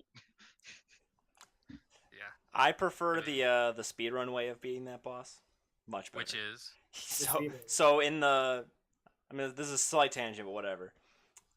In the early versions of the game, like if you have like an old version, a 1.0 or a 1.1 cartridge, if you drop a bomb into the boss fight, like it's like a big hole that you jump in to get into the boss fight. yeah. If you drop a bomb down there, the falling bomb will hit Bongo Bongo, and then you can jump down there, and the cutscene and stuff won't play, and he's invisible, but he's just sitting there in his like initial position, but invisible, and he won't move, and you can just slash your sword and kill him in like a couple seconds. There one boss fight I want to mention. I don't know how this happened, but has anybody played Onimusha 2 or any of the No. Onimusha games? I haven't. They're great games. But Onimusha 2, there's like this one boss that you fight in the beginning, and his name is Gogen Dantes, and he's like the best swordsman in all the demons or whatever. And the first time you fight him, it's like you just have to wait out the clock, and then you can't actually win. He'll just kill you. But when you actually fight him for real, I don't know if this was supposed to happen. I'm pretty sure it wasn't, or if it was a total glitch, or like it was like my god moment in any video game I've ever played. There's a specific way to kill something in Onimusha where you have to time it perfectly, and you do like a 10-hit special where like time stops and you hit them 10 times, and it's like does a crazy amount of damage. And it was the fight with Gogan Dantes and like the actual one, and then I charge up my weapon and I go to fight him like normal, and I guess I did the ultra move, and it's just like I circle around him and I hit him 10 times in a circle, and he immediately dies, and it cuts to the cutscene, and I was like, holy shit, what did I do? Is this supposed to happen? And it was just like I never pulled off anything like that in the game ever. I can barely pull off the critical moves with good timing, but somehow I pulled that off right on the boss fight that was supposed to be super hard. And yeah, that was just a boss fight worth mentioning because I'm never gonna play that game ever again because I'm not gonna do that again. Yep. So, I actually forgot to mention something. I think I'm gonna not mention it just because, like, we're. It's gonna take already- another half hour. We've been it's like it's been 2 hours. 2 hours and 50 minutes. Yeah. Oh, 3 hours. Excuse me. Oh my god. I mean, I've only been here for 2 hours, but hey. For the record, mine was the shortest amount of time. For sure. Probably. And we did spend almost an hour talking about news. I'm also like Dan. I forgot to mention some. That wanted to bring. Oh yeah, my list is a lot longer than what I said. Okay. Well, then we're all done. Yeah. Yep. The Probably podcast over? probably for the We should best. probably end the podcast here. Shout Well, out to Colossus. we do have our quick last topic of the night. Our lighthearted topic we like to end with. Do we want to talk about that? Yeah. What is- Real quick. Okay, fine. We gotta Dan, stick you to- took forever. You and Jake took Yeah. forever. Yeah. This is your fault. This is our fault. This is our fault. You guys went on forever. Wow, you said it Not was saying fine. it's bad. I'm just saying for the sake of like, oh, we've been going on forever. Motherfucker, you took the longest. You and Jake took the longest. You're the first two people. to be fair, a lot of what we did after them was say they already talk about this, so I'm not going to. There was a bit of that. Yeah. Me. I covered what I needed to cover. Also, this isn't like super lighthearted, but whatever. Yeah, Yeah, I, it Oh is. god, I've, what is it? I've already Actually, forgot. it's I've already forgotten the topic, so you're gonna. The Have to... my Verizon God. thing. Well, actually, I'm not gonna bring it up Oh, the anymore. Just Verizon end it, thing. Just kill it. Just end it. Just kill it. Just kill the podcast. Yeah. All Tune in right. next week to find out what the the Verizon bread thing is. And Yeah, going- tune in next shout out week. to- Shout out to Colossus and shout out to Shenmue. fuck no. What's the other game I was gonna bring up? Oh, you were gonna bring up Shadow of the Colossus? I was gonna bring up Shadow. I was gonna bring up Shadow of the Oh, yeah. Colossus. I know you played Shadow of the Colossus. No, I've never played it. I was thinking that we should play it as part of our secret segment that we're not going to talk Oh. about this show. All right. Well, everyone slam that subscribe button, chug a Mike like, Tyson. chug the like button. Just I don't know, Yeah. just tune in Fucking every week for drool. our jerk session about video games. We'll Yeah. sometimes do different things. Okay, is it over? No, it's not because we have to Oh. sing our audience out. With Where we Yo, go we're forever keeping because that- we don't have any concept of time and nobody times Okay, themselves. well, we talked a lot about. do we have to sing us out? I feel like that should die with season 1. that should I probably agree. die with season should 1, probably die. but we need a way of ending the show, Dan. We'll be back when there's news for Shenmue. Sono chino sada. Sada,